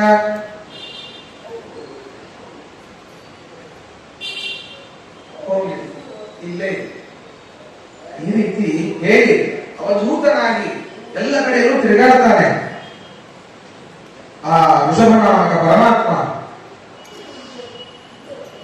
ಆ ಋಷಭನಾಮಕ ಪರಮಾತ್ಮ ಎಲ್ಲೂ ಹೋಗಲಿಲ್ಲ, ಎಲ್ಲಿದ್ದೋ ಗೊತ್ತಿಲ್ಲ, ಯಾವುದೋ ಒಂದು ದೇಶವನ್ನು ಹೇಳ್ತಾರೆ. ಅವನು ಬಂದಿದ್ದು ನಮ್ಮ ಕರ್ನಾಟಕಕ್ಕೆ, ವ್ಯಾಸರು ಅದನ್ನು ಹೇಳ್ತಾರೆ, ನಮ್ಮ ಕರ್ನಾಟಕಕ್ಕೆ ಬಂದಿದ್ದವನು. ಏಕದಾತು ಕಾಂಕಟ ಕರ್ನಾಟಕ ದಕ್ಷಿಣ ಕರ್ನಾಟಕಾನ್ ದೇಶಾನ್ ಎದುರ್ಕ್ಷೋಪ ಗತಃ ಕುಟಚಾಚ ಲೋಕವನಿ. ಕರ್ನಾಟಕ ದೇಶಾನ್ ಆಗತಃ, ಕರ್ನಾಟಕ ದೇಶಕ್ಕೆ ಆಶ್ರಮದೇವ ಬಂದಿದ್ದ. ಏನಿ ಕೊಲ್ಲೂರು ಮೂಕಾಂಬಿಕೆ ಅಂತ ಹೇಳ್ತೀರಿ, ಅಲ್ಲಿ ಈಗ ಮೂಕಾಂಬಿಕೆ ಬಂದಿರಲಿಲ್ಲ. ಅಲ್ಲಿ ಕುಟಜಾಚಲ ಅಂತ ಒಂದು ಪರ್ವತ, ಒಂದು ಪರ್ವತಕ್ಕೆ ಹೆಸರಿದೆ ಕುಟಜಾಚಲ. ಅಲ್ಲಿ ಋಷಭದೇವ ಬಂದಿದ್ದ. ಅಲ್ಲಿಯೇನೆ ಈ ಜೈನ ಧರ್ಮವನ್ನ ಬೋಧನೆ ಮಾಡಿತ್ತು. ಬೋಧನೆ ಮಾಡಿಲ್ಲ, ತನ್ನ ಪಾಡಿಗೆ ತಾಯಿದ್ದ ಅಷ್ಟೇ. ಅಲ್ಲಿರೋ ಮಂದಿ ಅವನನ್ನು ನೋಡಿ ಅಲ್ಲಿ ಯಾವುದೋ ಹುಚ್ಚ ಇದೆ, ಏನೋ ಇದೆ ಅಂತ ತಿಳ್ಕೊಂಡು ಯಾರಿಗೂ ದ್ರೋಹ ಮಾಡ್ತಿರ್ಲಿಲ್ಲ, ತಂಪಾಡಿತಾ ಇರ್ತಿದ್ದ, ಎಲ್ಲೋ ಒಂದು ನೋಡ್ತಿದ್ದ, ಸುಮ್ಮನೆ ಕೂಡ್ತಿದ್ದ, ಹಾಕಿ ಎತ್ತಿದ್ದ, ಇಲ್ಲ ಅಂದ್ರೆ ಇಲ್ಲ, ಕೂದಲನ್ನು ಕಿತ್ಕೊಳ್ತಿದ್ದ, ಮೈ ಮೇಲೆ ಒಂದು ಬಟ್ಟೆ ಇಲ್ಲ. ಇದು ಅದ್ಭುತವಾದ ಧರ್ಮ ಅಪ್ಪ ಅಂತ ಅದನ್ನೇ ಫಾಲೋ ಮಾಡಿ ಜೈನ ಧರ್ಮ ಉದ್ಭವ ಆಯಿತು. ಒಮ್ಮೆ ಆ ಒಂದು ಪರ್ವತದಲ್ಲಿ ಬಿದಿರು ಮರ ಬಹಳ ಆಗಿದೆ. ಅದರ ಘರ್ಷಣೆಯಿಂದಾಗಿ ಬೆಂಕಿ ಹತ್ತತ್ತೆ. ಎಲ್ಲ ಕಡೆ ಬಿದಿರು, ಜೋರಾದ ಅಗ್ನಿ. ಆ ಅಗ್ನಿಯಲ್ಲಿ ಋಷಭದೇವನಿಗೆ ನಿಂತು ಅದೃಶ್ಯನಾಗ್ತಾನೆ. ಅಲ್ಲಿರೋರು ನೋಡ್ತಾರೆ, ಓ ಇದು ಕಾಳಿಗಿಚ್ಚು, ಅದರಲ್ಲಿ ಅವನು ಏನು ಸುಟ್ರೆ ಗೊತ್ತಾಗಲ್ಲ, ಏನ್ ಮಾಡಬೇಕು, ಆ ಹುಚ್ಚ ಸತ್ತು ಹೋದ ಅಂತ ಕೊಡೋದು. ಅಗ್ನಿ ಅಕಸ್ಮಾತ್ ಆಗಿ ಹುಟ್ಟಿದ್ದಲ್ಲ, ಅಕಸ್ಮಾತ್ ಜಗತ್ತಿನಲ್ಲಿ ಯಾವುದೂ ಕೂಡ ಆಗೋದಿಲ್ಲ, ಪೂರ್ವ ನಿಶ್ಚಿತವಾದದ್ದು. ಮೊನ್ನೆ ಅಹಮದಾಬಾದ್ನಲ್ಲಿ ಏರೋಪ್ಲೇನ್ ಕ್ರ್ಯಾಶ್ ಆಯಿತು. ಎಷ್ಟು ಜನ ಸತ್ರು? 420 ಜನ ಏನೋ ಸತ್ರು. ಪುಣ್ಯಾತ್ಮದಲ್ಲಿ ಒಬ್ಬರು ಎಂತಹ ಪುಣ್ಯವಂತರು, ಪೂರ್ಣ ನಿಶ್ಚಿತವಾದದ್ದು. ಏನೋ ಎಕ್ಸಿಟ್ ಬಾರ್, ಎಮರ್ಜೆನ್ಸಿ ಎಕ್ಸಿಟ್ ಅಲ್ಲಿ ಕುಳಿತಿದ್ದ, ಏರೋಪ್ಲೇನ್ ಕ್ರಾಶ್ ಆದ್ರೂ ಒಬ್ಬ ಹುಡುಗ ಅಲ್ಲಿ ಕ್ರಾಶ್ ಆದ್ರೆ ನಡ್ಕೊಂಡು ಹಾಸ್ಪಿಟಲ್ ಹೋಗಿ ಅವನೇ ಅಡ್ಮಿಟ್ ಆಗಿದ್ದಾನೆ. ಪರಮಾತ್ಮನ ಅನುಗ್ರಹ ಇದ್ರೆ ಏನ್ ಬೇಕಾದ್ರೂ ಬದುಕಬಹುದು. ಒಬ್ಬ ಖಂಡಿತ ಪ್ರವಚನ ಮಾಡ್ತಿದ್ದ. ನಿಮ್ಗೆ ಏನೇ ಕಷ್ಟ ಬರಲಿ, ಎಲ್ಲೇ ಬರಲಿ, ನಾರಾಯಣ ನಾರಾಯಣ ನಾರಾಯಣ ನಾರಾಯಣ ಅಂತ ಹೇಳಿದ್ರೆ ಎಲ್ಲ ಕಷ್ಟವೂ ದೂರ ಆಗುತ್ತೆ. ಸ್ವಲ್ಪ ಏನೂ ಆಗೋದಿಲ್ಲ. ನಾವು ಹೇಳ್ತೇವೆ ಅಷ್ಟೇ, ಅದನ್ನ ನಾವು ಅಪ್ಲೈ ಮಾಡ್ಕೊಳ್ಳೋದಿಲ್ಲ ನಾವು ಕೂಡ. ಆದ್ರೆ ಒಬ್ಬಳು ಬೆಳಿಗ್ಗೆ ಒಮ್ಮೆ ಜೋರಾದ ಮಳೆ ಬಂದಿದೆ, ಮನೆ ಸುತ್ತಲೂ ನೀರು ನಿಂತಿದೆ, ಆ ಪಂಡಿತ ಮನೆ ಸುತ್ತಲೂ ನೀರು ನಿಂತಿದೆ. ಹಾಲು ಮಾರೋಳು ಬಂದು, ಇಲ್ಲಿಯೂ ತನಕ ನೀರಿದೆ. ಹಾಲು ಮಾರೋಳು ಬಂದು ಭಾಗ ಬಾರಿಸ್ತಾಳೆ. ಆಚಾರ್ಯ ಹಾಲು ತಗೊಳ್ರಿ. ನೋಡ್ತಾಳೆ, ಅವಳು ನೀರಿನಲ್ಲಿ ನಿಂತಿದ್ದಾಳೆ. ಎಂದು ಬಂದಿ ನೀನು? ನನ್ನ ಹೇಳಿದ್ರಲ್ಲ ನೀವು ಏನೇ ಎಷ್ಟು ಬರಲಿ ನಾರಾಯಣ ನಾರಾಯಣ ನಾರಾಯಣ ಅಂತ ನಾನು ಅನ್ಕೊಂಡು ಬಂದೆ. ನಾನು ನೀರಲ್ಲಿ ಮುಳುಗಿಲ್ಲ, ಹಾಲು ಕೊಟ್ಟಿದ್ದೆ. ಅವನಿಗೆ ಗಾಬು. ಅಂಧವಾದ ಭಕ್ತಿಯಲ್ಲ, ದೃಢವಾದ ಭಕ್ತಿ ಬೇಕು ಪರಮಾತ್ಮನ ಮೇಲೆ. ಅವರು ನಂಬಿದರು. ಅವರಿಗೆ ಹೇಳ್ತೇನೆ ಅಷ್ಟೇ, ಬಹಳ ಕಷ್ಟ. ಯಾರಿಗೆ ಏನೋ ಗೊತ್ತಿರೋದಿಲ್ಲ ಅವರಿಗೆ ಹೇಳಿಕ್ಕಾಗೋದಿಲ್ಲ, ಅವರು ಏನೂ ಮಾಡೋದಿಲ್ಲ. ಎಲ್ಲಾ ಗೊತ್ತಿರುವವರಿಗೆ ಅಹಂಕಾರ ಬಂದ್ಬಿಡುತ್ತದೆ. ಆದ್ರೆ ಅವರು ತಮ್ಮಲ್ಲಿ ಅಪ್ಲೈ ಮಾಡೋದಿಲ್ಲ. ಮಧ್ಯಸ್ಥಿಕೆಯಲ್ಲಿರುವವರು ಏನಿರ್ತಾರೆ, ಯಾರು ಹೇಳಿದ್ರು ನಂಬ್ತಾರೆ, ದೃಢವಾಗಿ ನಂಬ್ತಾರೆ, ಪರಮಾತ್ಮ ಸ್ಮರಣೆಯಿಂದ ಮಾಡ್ತಾರೆ. ಅವರು ಹಾಗೆ ಮಾಡಿ ಎಲ್ಲರ ಮನೆಗೆ ಹೋಗಿ ಅವತ್ತಿನ ದಿನ ಹಾಲು ಹೋದ್ರು. ಎಲ್ಲರ ಮನೆಗೂ ಹಾಲು ಅವತ್ತಿನ ಅವಳಿಗೆ ವ್ಯಾಪಾರ ಆಯಿತು. ಎಲ್ಲರೂ ಏನ್ ಅನ್ಕೊಳ್ತಾರೆ ಅಂತಂದ್ರೆ, ಕಾಳಿಗಿಚ್ಚು ಉದ್ಭವ ಆಯಿತು. ಕಾಳಿಗಿಚ್ಚು ಒಂದಕ್ಕೊಂದು ಘರ್ಷಣೆಯಾಗಿ ಬೆಂಕಿ ಬಂತು. ಆ ಋಷಭ ಹುಚ್ಚ ಅಲ್ಲೇ ಸತ್ತೋದ. ಪರಮಾತ್ಮನೇ ಬೆಂಕಿಯನ್ನು ಸೃಷ್ಟಿ ಮಾಡಿ ತನ್ನನ್ನು ತಾನು ಅದೃಶ್ಯನಾಗಿ ಮಾಡಿಕೊಂಡ ಅಷ್ಟೇ. ಅವನ ಮಗ ಭರತ ಈ ಅಖಂಡ ಭಾರತ ಖಂಡವನ್ನ, ಅಂಜನಾವ ಖಂಡವನ್ನ ಆಳ್ತಾ ಇದ್ದ. ಭಾರತ ಖಂಡ ಅಂತ ಎನಿಸ್ಕೊಂತ ಹೇಳಿ ಅಲ್ಲಿ ಅವನಿಗೂ ಕೂಡ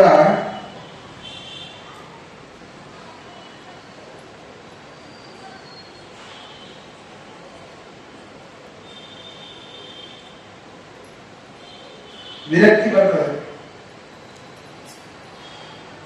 ಈ ರಾಜ್ಯ ಭೋಗ ಮಾಡಿದ್ದು ಸಾಕು, ವಿರಕ್ತನಾಗ್ತೇನೆ, ನನ್ನ ಮಕ್ಕಳಿಗೆ ಮತ್ತೆ ಅವನು ಕೂಡ ರಾಜ್ಯ ಪಟ್ಟವನ್ನ ಕೊಟ್ಟು ಅವನು ಕೂಡ ಹೋಗ್ತಾನೆ ಎಲ್ಲಿ ಗಂಡಕಿ ನದಿ ಹತ್ತಿರ.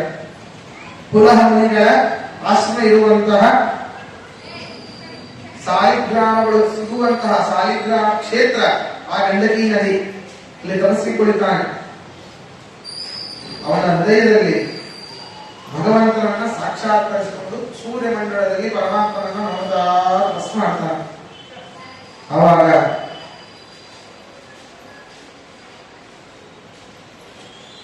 ಒಮ್ಮೆ ತಪಸ್ಸು ಮಾಡ್ತಾನೆ. ಆ ಭರತ ಮಾಡ್ತಾನೆ ಇರ್ತಾನೆ. ಆ ನದಿಯ ದಡದಲ್ಲಿ ಒಂದು ಹೆಣ್ಣು ಜಿಂಕೆ, ಅತ್ಯಂತ ಗರ್ಭಿಣಿಯಾದ ಹೆಣ್ಣು ಜಿಂಕೆ ನೀರು ಕುಡಿತಾ ಇರ್ತದೆ. ಸಿಂಹ ಜೋರಾಗಿ ಗರ್ಜನೆ ಮಾಡ್ತಾರೆ. ಅದಕ್ಕೇನೋ ಸಿಕ್ಕಿರ್ಲಿಲ್ಲ. ಸಿಂಹ ಬೇಟೆ ಆಡಬೇಕು ಅಂತ ಹೆಣ್ಣು ಜಿಂಕೆ ಬಂದಿರಲಿಲ್ಲ. ಬೇಟೆ ಆಡಬೇಕಾದ್ರೆ ಗರ್ಜಿಸುವುದೂ ಇಲ್ಲ, ತನ್ನ ಪಾಡಿಗೆ ಗರ್ಜನೆ ಮಾಡಿದೆ. ಅದನ್ನ ಕೇಳಿದಂತಹ ಆ ಹೆಣ್ಣು ಜಿಂಕೆ ಗಾಬರಿಯಾಗಿ ಅಲ್ಲಿಯೇನೆ ಗರ್ಭಸ್ರಾವ ಆಗುತ್ತೆ. ಆ ಒಂದು ಮರಿ ಜಿಂಕೆ ಆ ನದಿಯಲ್ಲಿ, ಗಂಡಕಿ ನದಿಯಲ್ಲಿ ಪ್ರವಾಹದಲ್ಲಿ ಹರಿದು ಹೋಗ್ತಾ ಇರ್ತದೆ. ಅದು ಬಿದ್ದದ್ದು ಗೊತ್ತಾಗಿಲ್ಲ ತಾಯಿ ಜಿಂಕೆಗೆ. ಜಿಗುದು ಜಿಗುದು ಜಿಗುದು ಹೋಗ್ತಾ ಇರಲಿಕ್ಕೆ ದೊಡ್ಡ ಹೊಂಡದಲ್ಲಿ ಬಿದ್ದು ಆ ತಾಯಿ ಜಿಂಕೆ ಸತ್ತು ಹೋಗ್ತದೆ. ಎಲ್ಲವನ್ನೂ ನೋಡ್ತಾನೆ ಆ ಭರತ. ನೋಡಿ, ಅಯ್ಯೋ ಮರಿ ಜಿಂಕೆ, ತಾಯಿ ಬೇರೆ ಸತ್ತಿದೆ, ನೋಡ್ಕೊಳ್ಳೋರೆ ಅಂತ ಹೇಳಿ ತಪಸ್ಸನ್ನು ಬಿಟ್ಟು ಆ ಜಿಂಕೆಗೆ ಎತ್ತುಕೊಂಡು ಬರ್ತಾನೆ. ಅದಕ್ಕೆ ಹತ್ತಿಯಿಂದ ಹಾಲಿನಲ್ಲಿ ಹತ್ತಿ ಎದ್ದಿ ಹಾಲೆಲ್ಲ ಕುಡಿಸ್ತಾನೆ. ಅದರ ಪಾಲನೆ ಪೋಷಣೆಯಲ್ಲಿಯೇ ಇಡೀ ದಿನ ಸಮಯವನ್ನು ಕಳೀತಾನೆ. ಇನ್ನೇನು ಸ್ವಲ್ಪ ತಪಸ್ ಮಾಡೋದು, ಯಾವ್ದಾದ್ರು ಬಂತ ಹುಲಿ, ಯಾವ್ದಾದ್ರು ಸಿಂಹ ಬಂತ, ಜಿಂಕೆಯನ್ನ ತಿಂತ ಸ್ವಲ್ಪ ನೋಡು, ಮತ್ತೆ ತಪಸ್ಸಿಕೊಂಡು ಶುರು ಆಯ್ತು. ಮನಸ್ಸಿನಲ್ಲಿ ಚಾಂಚಲ್ಯ ಶುರು ಆಯ್ತು. ಅವನು ಎಲ್ಲಿ ಯಾವುದೇ ಒಂದು ಹೂವನ್ನ ಗಿಡವನ್ನ ಏನೇ ಒಂದು ಹಣ್ಣನ್ನ ತೆಗೆದುಕೊಂಡು ಹೋಗಿ ಬಂದಾಗ ನನ್ನ ಸ್ವಾಮಿ ನನಗೆ ಹಾಲು ಉಣಿಸಿದ ಸ್ವಾಮಿ ಅಂತ ಹೇಳಿ ಅದು ಕೂಡ ಪ್ರೀತಿಯಿಂದ ಅವನ ಹಿಂದೆಯೇ ಹೋಗ್ತಾ ಇರ್ತದೆ. ಕೊನೆಗೆ ಸಾಯುವ ಸ್ಥಿತಿ ಆ ಭರತನ. ಸಾಯಬೇಕಾದ್ರೂ ಕೂಡ ಆ ಜಿಂಕೆಯನ್ನ ಸ್ಮರಣೆ ಮಾಡ್ತಾನೆ. ನಾವು ಸತ್ತ ಮೇಲೆ ಜಿಂಕೆಯನ್ನ ಯಾರು ನೋಡ್ಕೊಳ್ಳೋದು ಅಂತ ಹೇಳಿ ಆ ಜಿಂಕೆಯ ಒಂದು ನೆನಪಿನಲ್ಲಿಯೇ ಸಾಯ್ತಾನೆ, ಜಿಂಕೆಯಾಗಿಯೇ ಹೋಗ್ತಾನೆ. ಪರಮಾತ್ಮ ವೃಷಭನಾಮದ ಪರಮಾತ್ಮನ ಮಗ. ನೋಡ್ರಿ, ನಾವೆಲ್ಲ ಅನ್ಕೊಂಡು ದೊಡ್ಡ ಕುಲದಲ್ಲಿ ಹುಟ್ಟಿ ಬಿಟ್ರೆ ನಮ್ಮ ಕುಲ ನಾವು ಕೂಡ ಉದ್ಧಾರ. ಅಂತಹ ನೀಚರಾಗಿ ಹುಟ್ಟಿದರೂ ಪರಮಾತ್ಮನ ಭಕ್ತರಾಗದೇ ಹೋದರೆ, ಅದು ವಿಶೇಷವಾಗಿ ಅಂತ್ಯಕಾಲದಲ್ಲಿ ಪರಮಾತ್ಮ ಸ್ಮರಣೆ ಬರದೇ ಹೋದರೆ ನಾವು ಮುಕ್ತರಾಗೋದಿಲ್ಲ. ಕೊನೆ ಘಳಿಗೆಯಲ್ಲಿ ನಾವು ಯಾವುದನ್ನ ನೆನೆಸಿಕೊಂಡು ಸಾಯ್ತೇವೋ ಅದೇ ಹಾಗೆ ಹುಟ್ಟುತ್ತೇವೆ, ಅದೇ ಹಾಗೆ ಹುಟ್ಟೋದು ನಾವು. ಇದು ಮನಃಶಾಸ್ತ್ರವೂ ಕೂಡ ಒಪ್ಪತ್ತೆ, ಸೈಕಾಲಜಿ ಕೂಡ ಇದನ್ನು ಒಪ್ಪತ್ತೆ. ಆ ಜಿಂಕೆಯಾಗಿ ಹುಟ್ಟಿದಾಗ ಅವನಿಗೆ ಪೂರ್ವ ಜನ್ಮದ ಸ್ಮರಣೆ ಇರ್ತದೆ. ಪರಮಾತ್ಮನ ಭಕ್ತನಾದ್ದರಿಂದ ಪೂರ್ವ ಜನ್ಮದ ಸ್ಮರಣೆ. ನಾನು ಭರತ ಚಕ್ರವರ್ತಿಯಾಗಿದ್ದೆ, ವೃಷಭನಾಮದ ಪರಮಾತ್ಮನ ಮಗನಾಗಿದ್ದೆ, ಇಡೀ ಭೂಮಂಡಲವನ್ನ ಆಳ್ತಾ ಇದ್ದೆ, ಈ ಭಾರತ ಖಂಡವನ್ನ ಆಳ್ತಾ ಇದ್ದೆ. ನನ್ನಿಂದಾಗಿ ಈ ಒಂದು ಆಂಜನಾಭ ಎನ್ನುವಂತ ಖಂಡಕ್ಕೆ ಭಾರತ ಎನ್ನುವಂತ ಹೆಸರು ಬಂದಿತ್ತು. ಸಂಪೂರ್ಣವೂ ಅವನಿಗೆ ಪೂರ್ವ ಜನ್ಮದ ಸ್ಮರಣೆ ಇರ್ತದೆ ಪರಮಾತ್ಮನ ಅನುಗ್ರಹದಿಂದ. ಆ ಜಿಂಕೆ ವಿಚಾರ ಮಾಡ್ತಾ ಇರ್ತದೆ, ಓ ಅದರಿಂದ ನಾನು ಜಿಂಕೆಯಾಗಿ ಹುಟ್ಟಿದ್ದು ಜಿಂಕೆಯ ಸ್ಮರಣೆ ಮಾಡ್ತಾ ಸತ್ತಿದ್ದರಿಂದ, ನಾನು ಯಾವ ಸ್ಥಳದಲ್ಲಿ ಸತ್ತಿದ್ದೇನೋ, ಯಾವ ನದಿಯ ತೀರದಲ್ಲಿ ಸತ್ತಿದ್ದೇನೋ ಅಲ್ಲಿಯೇ ಹೋಗಿ ನಾನು ಪ್ರಾಣ ಬಿಡಬೇಕು ಅಂತ ಹೇಳಿ ಎಲ್ಲಾ ಲೊಕೇಶನ್ ಗೊತ್ತಿರ್ತದೆ, ಅದಕ್ಕೆ ಎಲ್ಲೆಲ್ಲಿ ಹೋಗ್ಬೇಕು, ಏನೇನು ಮಾಡಬೇಕು ಅಂತ. ಅದೇ ನದಿ ತೀರ, ಅದೇ ಸ್ಥಳದಲ್ಲಿ ಹೋಗಿ ಅದೇ ನದಿಯಲ್ಲಿ ಹಾರಿ ಆ ಜಿಂಕೆಯು ಸತ್ತು ಹೋಗುತ್ತೆ. ಭಾರತ ಈ ಜಿಂಕೆಯಾಗಿ ಹುಟ್ಟಿದ್ದ, ಆ ಜಿಂಕೆ ಪ್ರವಾಹದಲ್ಲಿ ಸತ್ತು ಹೋಗ್ತದೆ. ಮುಂದೇನಾಗಬೇಕು, ಏನಾದರೂ ಆಗಬೇಕಾಗ ಅವನು ಈ ಅಂಗೀರಸರ ಗೋತ್ರದಲ್ಲಿ ಅವನು ಮಗನಾಗಿ ಹುಟ್ಟುತ್ತಾನೆ. ಅಂಗೀರಸ ಗೋತ್ರದ ಬ್ರಾಹ್ಮಣ ಶ್ರೇಷ್ಠನಲ್ಲಿ. ಆ ಬ್ರಾಹ್ಮಣನಿಗೆ ಇಬ್ಬರು ಹೆಂಡತಿಯರು. ಮೊದಲನೇ ಹೆಂಡತಿಯಲ್ಲಿ 9 ಜನ ಪುತ್ರರು, ಎರಡನೇ ಹೆಂಡತಿಯಲ್ಲಿ ಹೆಣ್ಣು ಗಂಡು 2 ಅವಳಿ ಮಕ್ಕಳು. ಆ ಅವಳಿಯಲ್ಲಿ ಒಬ್ಬ ಗಂಡು ಈ ಜಡಭರತ. ಭರತ ನೋಡ್ರಿ, ಅವನು ಇನ್ನೊಂದು ಜನ್ಮವನ್ನ ತಾಳಿದರೂ ಅವರ ಅಪ್ಪ ಈ ಅಂಗೀರಸ ಗೋತ್ರ ಇರುವಂತಹ ಬ್ರಾಹ್ಮಣ ಭರತ ಅಂತಲೇ ಹೆಸರಿದ್ದಾನೆ. ಭರತ ಅಂತ ಹೆಸರಿಟ್ಟು ಆವಾಗ ಅವನು ತನ್ನ ಮನಸ್ಸಿನಲ್ಲಿ ದೃಢವಾದ ಸಂಕಲ್ಪವನ್ನು ಮಾಡ್ತಾನೆ. ವೃಥಾ ಮಾತಾಡಬಾರದು, ಸುಮ್ಮನೆ ಕಾಲಹರಟೆಯನ್ನ ಮಾಡಲೇಬಾರದು, ಕಾಲಹರಣವನ್ನು ಮಾಡಲೇಬಾರದು ಮಾತಿನಲ್ಲಿ. ಮಹಾಜ್ಞಾನಿ, ಪರೋಕ್ಷ ಜ್ಞಾನಿ, ಯಾರು ಏನೇ ಹೇಳಿದರೂ ಸುಮ್ಮನೆ ಆಕಾಶವನ್ನು ಕೊಡುವುದು. ಜೀವಿಗಳಿಗೆ ಹಾನಿ ಮಾಡಬಾರದು, ಯಾರು ಏನೇ ಕರೀಲಿ ಅವರ ಆ ಒಂದು ಕೆಲಸಕ್ಕೆ ಹೋಗಿಬಿಡೋದು. ನನಗೇನು ಸಿಗತ್ತೆ, ಅದರಿಂದ ನನಗೇನು ಉಪಯೋಗ, ಯಾವುದೂ ನೋಡ್ತಿರ್ಲಿಲ್ಲ. ಅವನನ್ನು ಏನ್ ಮಾಡ್ತಿದ್ರು ಅಂದ್ರೆ, ಹೋಗೋದು, ಅಲ್ಲಿ ಗದ್ದೆ ಕಾಯ್ಲಿಕ್ಕೆ ಹೋಗೋ, ಇಲ್ಲಿ ನನ್ನ ಮನೆಯಲ್ಲಿ ಏನು ಕೆಲಸ ಮಾಡೋದಿಲ್ಲ, ಗದ್ದೆ ಕಾಯಿ ಕೂಡ ಹೋಗಲಿ, ಯಾವ್ದಾದ್ರು ಪ್ರಾಣಿಗಳು ಪಶು ಪಕ್ಷಿಗಳು ಏನಾದ್ರು ಬಂದ್ರೆ ಅದರಿಂದ ಓಡಿಸು, ಸುಮ್ಮನೆ ಗೊತ್ತುಬಿಡೋ. ಅದು ಬಂದರೂ ಏನ್ ಮಾಡ್ತಿರ್ಲಿಲ್ಲ. ಯಾಕೆ ಅಂದ್ರೆ ಅಂತರಂಗದಲ್ಲಿ ಸದಾಕಾಲ ಪರಮಾತ್ಮನ ಪಾದ ಕಮಲಗಳ ಚಿಂತನೆಯನ್ನೇ ಮಾಡ್ತಿದ್ದ. ಯಾರು ಏನೇ ಮಾಡಿದರೂ ಅದಕ್ಕೆ ಅವನು ರಿಯಾಕ್ಟ್ ಮಾಡ್ತಿರ್ಲಿಲ್ಲ. ಬಂದು ಹೊಡೆದರೂ ಏನೂ ಮಾಡ್ತಿರ್ಲಿಲ್ಲ, ಬಂದು ಬೈದರೂ ಏನೂ ಮಾಡ್ತಿರ್ಲಿಲ್ಲ.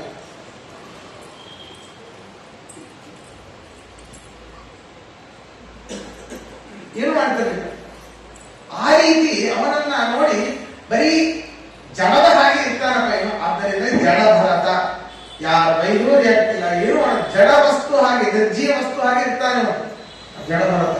ಆದ್ರೆ ತಂದೆ ಏನೇ ಪ್ರಶ್ನೆ ಕೇಳಿದರೂ ಎಲ್ಲರಿಗಿಂತ ಅದ್ಭುತವಾದ ಉತ್ತರ ಈ ಮಗ ಕೊಡ್ತಿದ್ದ. ತಂದೆಗೆ ಗೊತ್ತಿತ್ತು. ಆದರೆ ತಂದೆ ಸತ್ತು ಹೋದ. ಈ 9 ಜನ ಅಣ್ಣ ತಮ್ಮಂದಿರು, ಇವನೇನು ಉಪಯೋಗ ಇಲ್ಲ, ತಿರಸ್ಕಾರ ಮಾಡಿದವನ್ನ. ಹೇಗಿರ್ತಿದ್ದ? ಮಾನವನ್ನ ಮುಚ್ಚಿಕೊಳ್ಳಬೇಕು. ಹರಿದಿದ್ದ ಬಟ್ಟೆಯಾದ್ರೇನು, ಒಗದಿದ್ದ ಬಟ್ಟೆಯಾದ್ರೇನು, ಎಷ್ಟು ಬೇಕು ಅಷ್ಟು ಬಟ್ಟೆಯನ್ನು ಹಾಕಿಕೊಳ್ಳಬೇಕು. ಶನಿವಾರ ಹೇಗೆ ಇರಲಿ, ಎಷ್ಟೇ ಎಂಥದ್ದೇ ಕೊಳಕಾಗ್ಲಿ, ಅದನ್ನು ತೊಳ್ಕೊಳ್ಳೋದ್ರಲ್ಲಿ ಸಮಯ ವ್ಯರ್ಥ ಆಗುತ್ತೆ, ಬಟ್ಟೆ ಒಗೆಯಲ್ಲಿ ಸಮಯ ವ್ಯರ್ಥ ಆಗುತ್ತೆ. ಅವನು ತಾಸು ಕಣ್ಣೆ ಮುಂದೆ ನಿಲ್ತೀವಿ ಬಿಡ್ರಿ, ಅದು ಮಾತು ಅದು ಬೇರೆ. ಒಂದು ತಾಸು ಹೋದ್ರೆ ಚಿಂತೆ ಇಲ್ಲ. ಬಟ್ಟೆ ಒಗೆಯುವುದು ಸಮಯ ವ್ಯರ್ಥ ಆಗುತ್ತೆ. ಸದಾ ಪರಮಾತ್ಮನ ಪಾದ ಕಮಲಗಳಿಂದ ನಾವು ದೂರನಾಗ್ತೇವೆ. ಆ ಒಂದು 10 ನಿಮಿಷ ಬೇಡ ಆಗೋದು. ಈ ರೀತಿ ಅವಧೂತರಂತೆಯೇ ಇದ್ದ. ಕರ್ಮ ಭ್ರಷ್ಟ ಅಂತ ಎಲ್ಲರೂ ಬಂದು ಕರೀತಾ ಇದ್ರು. ಏನು ಮಾಡೋದಿಲ್ಲ ಅವನು ಅಂತ. ಒಮ್ಮೆ ಒಬ್ಬ ಶೂದ್ರ ರಾಜ, ಅವನು ಕಾಳಿಕಾದೇವಿಗೆ ಬಲಿಯನ್ನು ಕೊಡಬೇಕು, ಯಾವ್ದಾದ್ರು ಅವನು ಎತ್ಕೊಂಡು ಬರ್ರಿ ಅಂತ ಹೇಳ್ತಾನೆ. ದಷ್ಟಪುಟ್ಟನಾದ ವ್ಯಕ್ತಿನ ಎತ್ಕೊಂಡು ಬರ್ರಿ ಅಂತ ಗದ್ದೆಗೆ ಕುಡಿಸಿರ್ತಾರೆ ನೋಡ್ಲಿಕ್ಕೆ. ಅವನಿಗೆ ಗೊತ್ತಿರೋದು 3ರಲ್ಲಿ ಒಂದು ಕ್ಯಾಂಡಿಡೇಟ್ ಇದೆ, ಅದ್ಭುತವಾದ ಕ್ಯಾಂಡಿಡೇಟ್. ಅವನಿಗೆ ಬಂದು ರೋಡಲ್ಲಿ ಏನೋ ಗಂಟೆ ಮೇಲೆ ಕೊಡ್ತಿದ್ರೆ ಯಾರಾದ್ರೂ ಅವನಿಂದ ಉದ್ರಿ ಕೆಲಸ ಮಾಡಿಸ್ಕೊಳ್ಳೋದು. ಬಾರೋ ಇಲ್ಲಿ ಬರ್ತಿದ್ದ, ಸಾಮಾನ್ ತಗೋರೋ ತಗೊಳ್ತಿದ್ದ, ನಮ್ಮನೆ ಕೆಲಸ ಇಳಿಸ್ತಿದ್ದ, ರೊಕ್ಕ ಕೊಡೋದನ್ನು ಕೇಳ್ತಿರ್ಲಿಲ್ಲ, ಅವನಿಗೆ ಏನೂ ಬೇಕಾಗೇ ಇಲ್ಲ, ಹೋಗ್ತಿದ್ದ.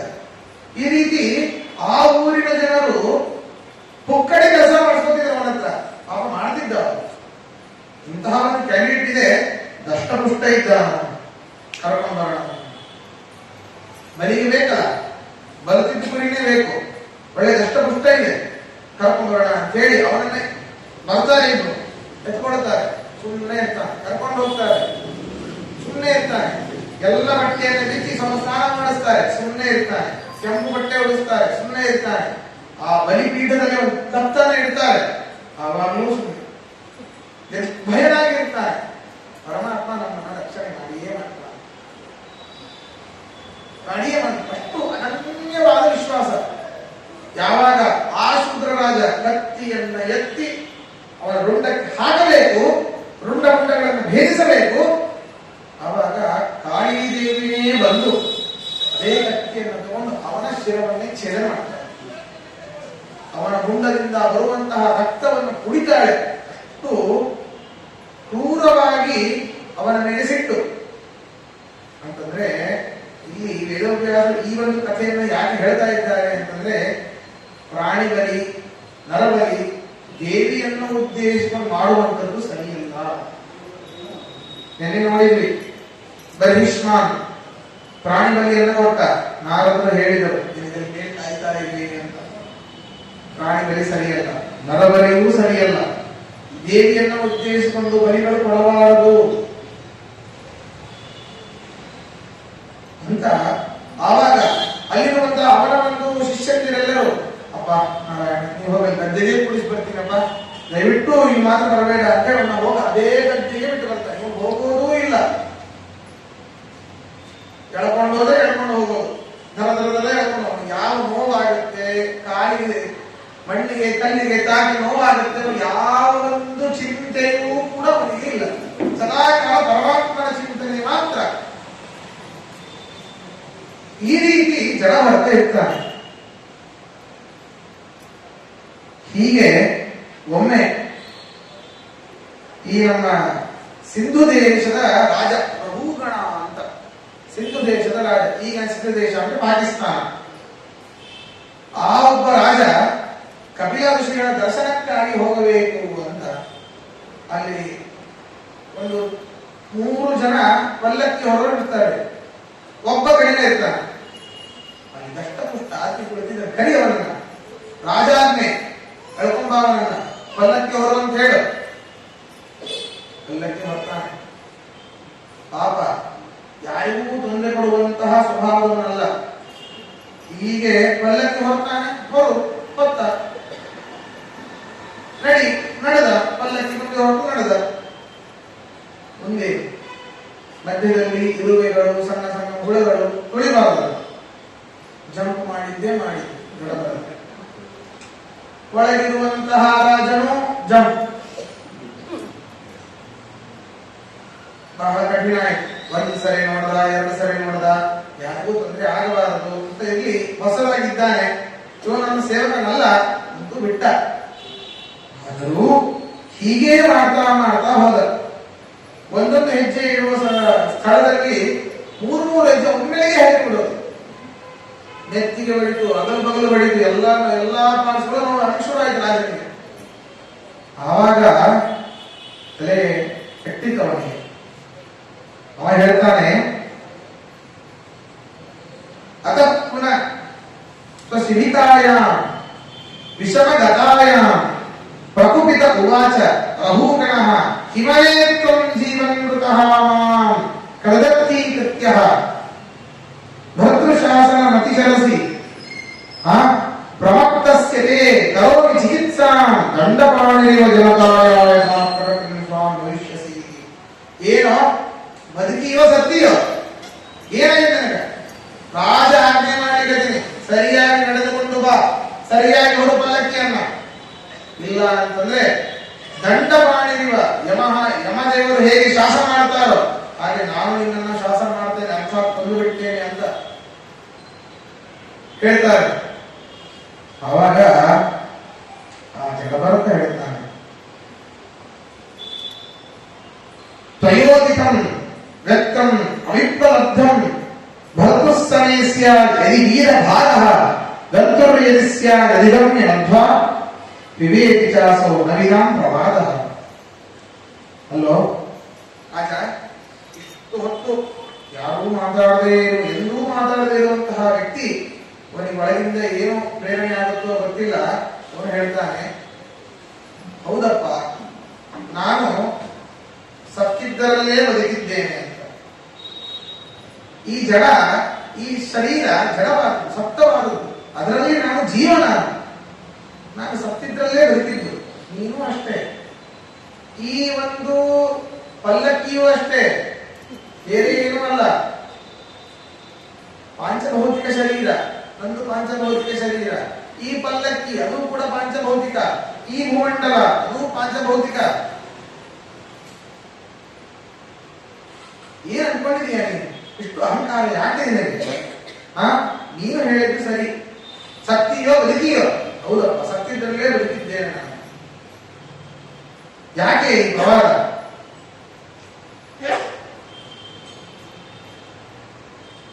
ಈ ರೀತಿ ಅವರೆಲ್ಲ ಹೇಳಿದಾಗ ನೀನೇನೋ ಹೇಳಿದಲ್ಲ, ಇಷ್ಟು ದಪ್ಪನಿದ್ದಿ, ಇಷ್ಟು ದಷ್ಟಪುಷ್ಟನಿದ್ದಿ, ಸರಿಯಾಗಿ ಹೊರಲಿಕ್ಕೆ ಆಗೋದಿಲ್ಲ ನಿನಗೆ ಪಲ್ಲಕ್ಕಿಯನ್ನ. ರಾಜಾಜ್ಞೆ ಅಂತ ಹೇಳ್ತೀರಿ. ಏನಪ್ಪ ನೀ ರಾಜ? ನಿನ್ನ ಅಪ್ಪ ಮುತ್ತಾದ ಎಲ್ಲರೂ ನನಗೆ ಆವಾಗ ಭರತನಾದಾಗ ನನ್ನ ಸಾಮಂತ ರಾಜರಾಗಿದ್ದರು. ಕಪ್ಪವನ್ನ ಕೊಡ್ತಾ, ಟ್ಯಾಕ್ಸ್ ಕೊಡ್ತಾ ಇದ್ರು ನಿಮ್ಮ ಅಜ್ಜ ಮುತ್ತಜ್ಜ ಎಲ್ಲ. ಅದು ನನಗೆ ನಿನಗೆ ಗೊತ್ತಿಲ್ಲ. ಹಿಂದಿನ 2 ಜನ್ಮದ ಜ್ಞಾನ ನನಗೆ ಇದೆ, ನಿನಗೆ ಗೊತ್ತಿಲ್ಲ. ಅವರೆಲ್ಲರೂ ಟ್ಯಾಕ್ಸ್ ಕಟ್ತಾ ಇದ್ರು, ನೀನು ಈಗ ಬಂದವ. ನೀ ಏನ್ ಮಾತಾಡ್ತ? ಯಾಕೆ ಅಹಂಕಾರ? ಇಂದಿಲ್ಲ ನಾಳೆ ಹೋಗುವಂತಹ ಈ ಒಂದು ಶರೀರಕ್ಕೆ ಇಷ್ಟು ಬೇಡ, ಅಹಂಕಾರ ಬೇಡ, ಅಹಂಕಾರದಿಂದ ಮಾತಾಡಬೇಡ. ಅವನು ಒಳಗಡೆ ಇದ್ದಂತವನು ಕೆಳಗಿಳಿದು ನಮಸ್ಕಾರ ಮಾಡಿಬಿಡ್ತಾನೆ. ರಾಜ ಸರಿಯಾಗಿ ಬರ್ಲಿಕ್ಕೆ ಆಗೋದಿಲ್ಲ ಅಂತ ಕೇಳಿದಿಲ್ಲ. ಜಡವರ್ತ ಹೇಳ್ತಾರೆ, ನಾನೆಲ್ಲ ಹೋಗ್ತಿದ್ದೀನಪ್ಪ, ಹೊತ್ತಿರೋದು ಭೂಮಂಡಲ, ಅದರ ಮೇಲೆ ನನ್ನ ಕಾಲು, ಅದರ ಮೇಲೆ ನನ್ನ ಪಾದ, ಅದರ ಮೇಲೆ ನನ್ನ ಮೊಳಕಾಲು ಹೊತ್ತಿದೆ. ಪಾದವನ್ನ ಮೊಳಕಾಲನ್ನು ಹೊತ್ತಿರೋದು ಪಾದ, ಈ ಮೊಳಕಾಲು ಹೊತ್ತಿರೋದು ನನ್ನ ತೊಡೆ, ತೊಡೆಯನ್ನ ಮೊಳಕಾಲು ಹೊತ್ತಿದೆ. ಈ ಸೊಂಟವನ್ನ ತೊಡೆ ಹೊತ್ತಿದೆ, ಈ ಎದೆಯನ್ನ ಸೊಂಟ ಹೊತ್ತಿದೆ, ಈ ಭುಜಗಳನ್ನ ಎದೆ ಹೊತ್ತಿದೆ. ನನ್ನ ಹೆಗಲ ಮೇಲೆ ಈ ಭುಜದಲ್ಲಿ ನೀನು ಕುಳಿತಿದ್ದೀಯ. ಅಂದ್ರೆ ಈ ಭುಜದಲ್ಲಿ ಪಲ್ಲಕ್ಕಿ, ಪಲ್ಲಕ್ಕಿಯಲ್ಲಿ ನೀನು. ನೀನು ಈ ಒಂದು ಭೂಮಿ ಬೇರೆ ಅಲ್ಲ. ಪರಮಾತ್ಮ ಅವ್ಯಾಕೃತ ಬ್ರಹ್ಮಾಂಡದಲ್ಲಿ ಈ ಪರಮಾಣುಗಳ ಸ್ವರೂಪದಲ್ಲಿರುವಂತಹ ಅನೇಕ ಪರಮಾಣುಗಳಿದ್ದವು. ಅದನ್ನೆಲ್ಲ ಸಮಷ್ಟಿ ಮಾಡಿ ಭೂಮಿಯನ್ನು ಸೃಷ್ಟಿ ಮಾಡಿದ್ದಾನೆ. ನೀನು ಅಷ್ಟೇ ಪರಮಾಣುಗಳ ಪುಂಜ ರಾಶಿ ನೀನು. ಈ ಪಲ್ಲಕ್ಕಿಯನ್ನು ಸುಟ್ಟಾಗ, ನಿನ್ನ ದೇಹವನ್ನು ಸುಟ್ಟಾಗ ಬೇರೆ ಬೇರೆ ಬೂದಿ ಏನಾಗಲ್ಲ. ಪಲ್ಲಕ್ಕಿಯನ್ನು ಸುಟ್ಟರು ಅದೇ ಬೂದಿ. ರಾಜನ ಬೂದಿ ಅಂದ್ರೆ ಸಪರೇಟ್ ಬರೋದಿಲ್ಲ, ಅದು ಬೂದಿಯೇನೆ. ಯಾಕೆ ಎಷ್ಟು ಅಹಂಕಾರ? ಯಾರು ಬರ್ತಾರೆ? ನೀ ಮಾಡಿದ ಕರ್ಮ ನಿನಗೆ ಮಾತ್ರ. ನಿನ್ನ ಕರ್ಮದ ಫಲದ ಭೋಕ್ತ ನೀನು ಮಾತ್ರ. ಇನ್ನು ಹೆಂಡರು ಮಕ್ಕಳು ಕೂಡ ಬರೋದಿಲ್ಲ ರೀ, ತಂದೆ ತಾಯಿಯೂ ಕೂಡ ಬರೋದಿಲ್ಲ. 10 ನವಮಾಸ ಪರ್ಯಂತ ಗರ್ಭದಲ್ಲಿ ಅತ್ಯಂತ ನೋವು ಬೇನೆಗಳಿಂದಲಿ ತುತ್ತು ವಸ್ತ್ರವನಿಕ್ಕಿ ಸಲುಹಿದ ತಾಯಿ ತಂದೆ ಅತ್ತು ಕಳೆವರಲ್ಲದ ಬೆನ್ಹತ್ತಿ ಬರುವರೆ ಆರು ಸಂಗಡ ಬಾಗೋದಿಲ್ಲ. ಮಡದಿ ಮಕ್ಕಳು ನಿನ್ನ ಹಣಕ್ಕೆ ಬಡೆದಾಡುವರು, ಹಣಕ್ಕಾಗಿ ನಿನ್ನನ್ನೇ ನಂಬಿರುವರು.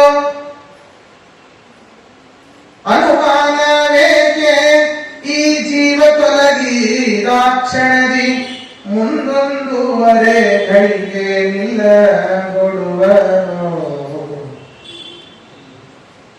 ಏನು ಮನೆಯಲ್ಲಿರುವಂತಹ ಕಸವನ್ನಾದರೂ ಒಂದು ರಾತ್ರಿ ಇಟ್ಕೊಂಡ್ಬಿಡ್ತೇವೆ, ಈ ದೇಹ ಇಟ್ಕೊಳ್ಳೋದಿಲ್ಲ. 3 ತಾಸು ಆದ್ರೆ ಸಾಕು, ಹೊರಗೆ ತೆಗಿತಾರೆ. ಸುತ್ತಲೇ ಕುಳ್ಳಿದ್ದ ಮಿತ್ರ ಬಾಂಧವರೆಲ್ಲ ಹೊತ್ತು ಹೋಯಿತು ಹೊರಗೆ ಹಾಕಿರುವರು. ಹಿತ್ತಲ ಕಸಕ್ಕಿಂತ ಕಡಿದಾಯಿತಿ ದೇಹ ಹೊತ್ತು ಕೊಂಡೊಯ್ದು ಅಗ್ನಿಯೊಳು ಸುಡುವರು. ಆರು ಸಂಗಡ ಬಾಹೋಲಿಲ್ಲ. ಏನ್ ಮಾಡಬೇಕು ನಾವು?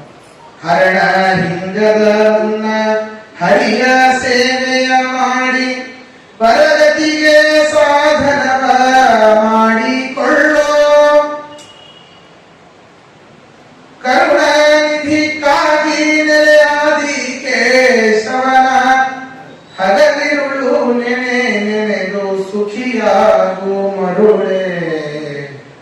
ಯಾರೂ ಬರೋದಿಲ್ಲ, ಯಾರೂ ಬರೋದಿಲ್ಲ. ಜೀವಂತಿದ್ದಾಗ ಏನ್ ಮಾಡ್ತೇವೆ ನಾವು? ಹೋದ ಮೇಲೆ ಯಾರೂ ಬರೋದಿಲ್ಲ. ಜೀವಂತಿದ್ದಾಗ ಮತ್ತೊಬ್ಬರ ಅಧೀನದಲ್ಲೇ ಬರುತ್ತೇವೆ. ಕೆಲಸಕ್ಕೆ ಹೋಗೋದು, ನಮ್ಮ ಬಾಸನ ಅಧೀನದಲ್ಲಿ ಬರ್ಬೋದು. ಹೊತ್ತರೆದ್ದು ಹೋಗಿ ಕ್ರಮದಿ ಪರರ ಚಿತ್ತ ವೃತ್ತಿಯನ್ನೇ ತಿಳಿದು ಹತ್ತರಿದ್ದು ಹಲವು ಕೆಲಸ ಭೃತ್ಯನಂತೆ ಮಾಡಿ ರಿಕ್ತ ಹಸ್ತದಿಂದ ಮನೆಯ ಸೇರುವೆ. ದಿನಾ ಕೆಲಸ ಮಾಡಿ ಸಂಬಳ ತಗೋದು ಕೊನೆಯ ದಿನದಲ್ಲಿ, ಆ ತಿಂಗಳ ಕೊನೆಯಲ್ಲಿ. ಹೊತ್ತರೆದ್ದು ಹೋಗಿ ಪರರ ಚಿತ್ತ ವೃತ್ತಿಯನ್ನೇ ತಿಳಿದು ಹತ್ತರಿದ್ದು ಹಲವು ಕೆಲಸ ಭೃತ್ಯನಂತೆ ಮಾಡಿ ರಿಕ್ತ ಹಸ್ತದಿಂದ ಮನೆಯ ಸೇರುವೆ. ಆಸೆಗಾಗಿ ಮತ್ತೆ ಕಂಡ ಕಡೆಗೆ ತೊಲಗುವೆ. ಕೊನೆಗೆ ಸಾಫ್ಟ್ವೇರ್ದೆಲ್ಲ ಹಾಗೆ, ಯಾವಾಗೋ ಊಟ, ಯಾವಾಗೋ ನಿದ್ದೆ, ಯಾವಾಗೋ ಎದ್ದೇಳೋದು. ಬಂದು ಅಪರಾತ್ರಿಯಲ್ಲಿ ತಿಂದು ಹೊರಗುವೆ. ಯಾವಾಗೋ ಬರೋದು, ಯಾವಾಗೋ ತಿನ್ನೋದು. ಸಾಕು ಸಾಕು ಮನುಜ ಸೇವೆಯು ರಂಗಯ್ಯ, ಇನ್ನು ಸಾಕು ಸಾಕು ಮನುಜ ಸೇವೆಯು. ಏನೇನು ಬಿಟ್ಟೆ ನಾನು? ಕೆಲಸಕ್ಕೋಸ್ಕರ ಎಲ್ಲವನ್ನೂ ಬಿಟ್ಟೆ. ಸ್ನಾನ ಸಂಧ್ಯಾನುಷ್ಠಾನ ಹೀನ, ಧ್ಯಾನ ಸಂಧ್ಯಾನುಷ್ಠಾನ ಹೀನವೆಲ್ಲ.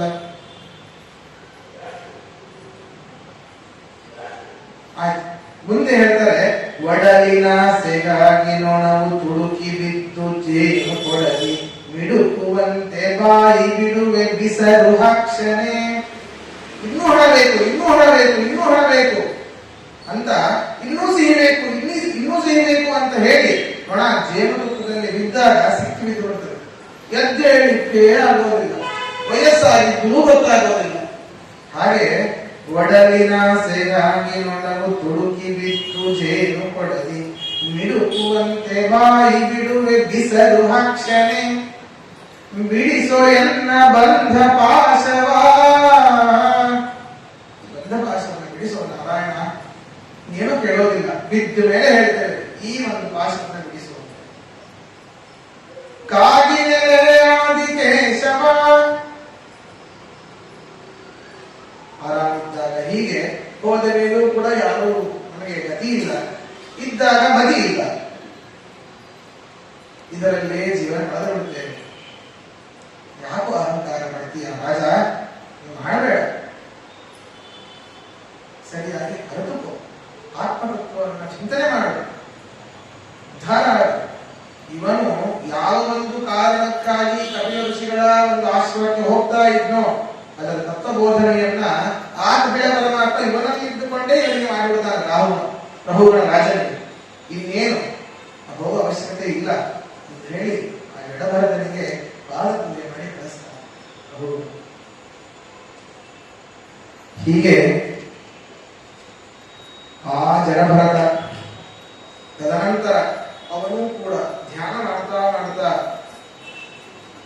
ಆ ಒಂದು ಶರೀರವನ್ನು ಕಳೆದುಕೊಂಡು ಅಪರೋಕ್ಷ ಜ್ಞಾನಿ ಆಗಿದ್ದಾನೆ. ಆದ್ದರಿಂದ ಆ ಒಂದು ಜನ್ಮದಲ್ಲಿ ವಿಶೇಷವಾಗಿ ಹರಿಸ್ಮರಣೆ ಸದಾಚಾರ ಮಾಡಿದ್ದಾನೆ, ಆಜೀವನಾಂತವಾಗಿ ಮಾಡಿದ್ದರಿಂದ ಮೋಕ್ಷವನ್ನೇ ಹೊಂದುತ್ತಾನೆ.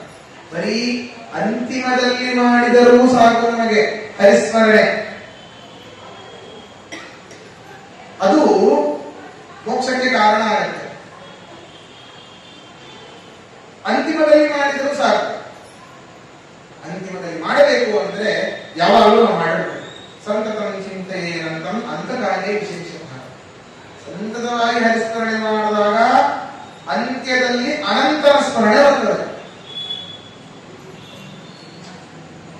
ಇಲ್ಲ ಅಂದ್ರೆ ಅದು ಕೂಡ ಬರೋದಿಲ್ಲ. ಹೀಗೆ ಕೊನೆಗೆ ಅವನು ಹರಿನಾಮ ಸ್ಮರಣೆಯನ್ನೇ ಮಾಡ್ತಾ ಮೋಕ್ಷವನ್ನ ಪಡಿತಾನೆ. ಇದೇ ರೀತಿ ಮುಂದಿನ ಕಥಾ ಭಾಗದಲ್ಲಿ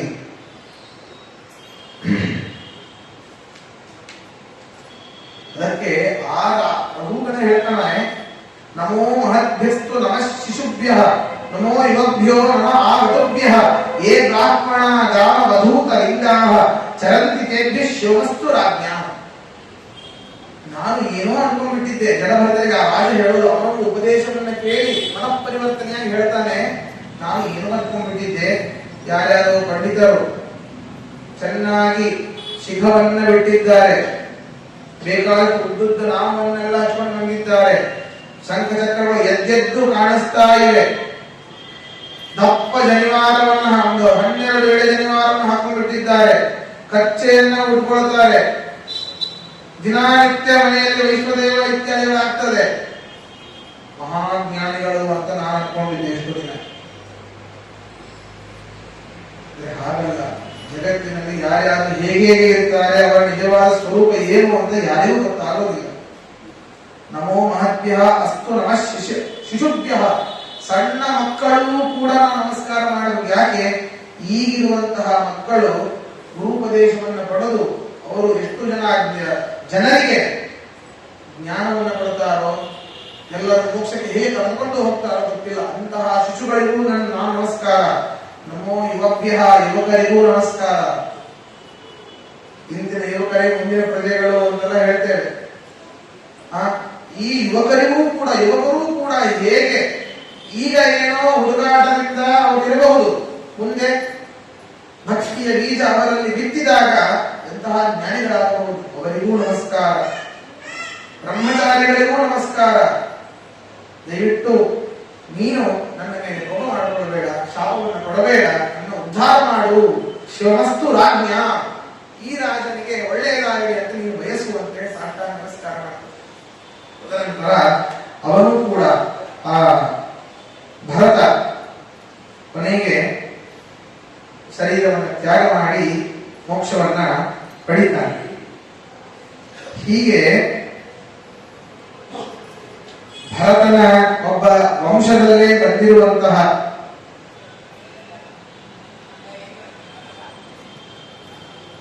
ಗಯ ಅವನ ಒಂದು ಕಥೆ ಇದೆ. ಅನಂತರ ಮತ್ತೆ ಈ ಪರೀಕ್ಷಿತ ಶುಕಮುನಿಗಳಿಗೆ ಕೇಳ್ತಾನೆ, ಪ್ರಿಯವ್ರತ ಏನೋ ಇದ್ದ, ಅನೇಕ ಕಡೆ ಅವನು ರಥವನ್ನೆಲ್ಲ ಓಡಿಸಿದ್ದ, ಸೂರ್ಯನ ಹಿಂದೆ ಹಿಂಬಾಲಿಸಿದ್ದ ಆ ಪ್ರಿಯವ್ರತ. ಮೇರು ಪರ್ವತದ ಆ ಕಡೆ ಹೋದಾಗ ಈ ಕಡೆ ಕತ್ತಲಾಗತ್ತೆ, ಮೇರು ಪರ್ವತ ಈ ಕಡೆ ಬಂದಾಗ ಈ ಭಾಗಕ್ಕೆ ಬೆಳಗಾಗತ್ತೆ, ಸೂರ್ಯನ ಸಂಚಾರವೇ ಹಾಗೆ. ಆ ಪ್ರಿಯವ್ರತ ಸೂರ್ಯನ ಹಿಂಬಾಲಿಸಿಕೊಂಡು ಹೋದಾಗ ರಥದ ಚಕ್ರ ಅಲ್ಲಲ್ಲಿ ತೆಗ್ಗನ ಮಾಡಿತ್ತು. ಆ ತೆಗ್ಗುಗಳೇ ಈಗ ಸಮುದ್ರಗಳಾಗಿ ಪರಿವರ್ತನೆಯಾಗಿವೆ. ಅದರ ಬಗ್ಗೆ ನನಗೆ ಹೇಳ್ರಿ. ಆ ಸಮುದ್ರದಲ್ಲಿ ಸಪ್ತ ದ್ವೀಪಗಳು ಅಂತ ಇದೆ, ಅದರ ಬಗ್ಗೆ ನನಗೆ ಹೇಳ್ರಿ. ಸಪ್ತ ಸಮುದ್ರಗಳು, ಸಪ್ತ ದ್ವೀಪಗಳು, ಹೌದು, ಸಪ್ತ ಸಮುದ್ರಗಳು, ದ್ವೀಪಗಳು ಅಂತ ಎಲ್ಲ ಇವೆ, ಹೌದು.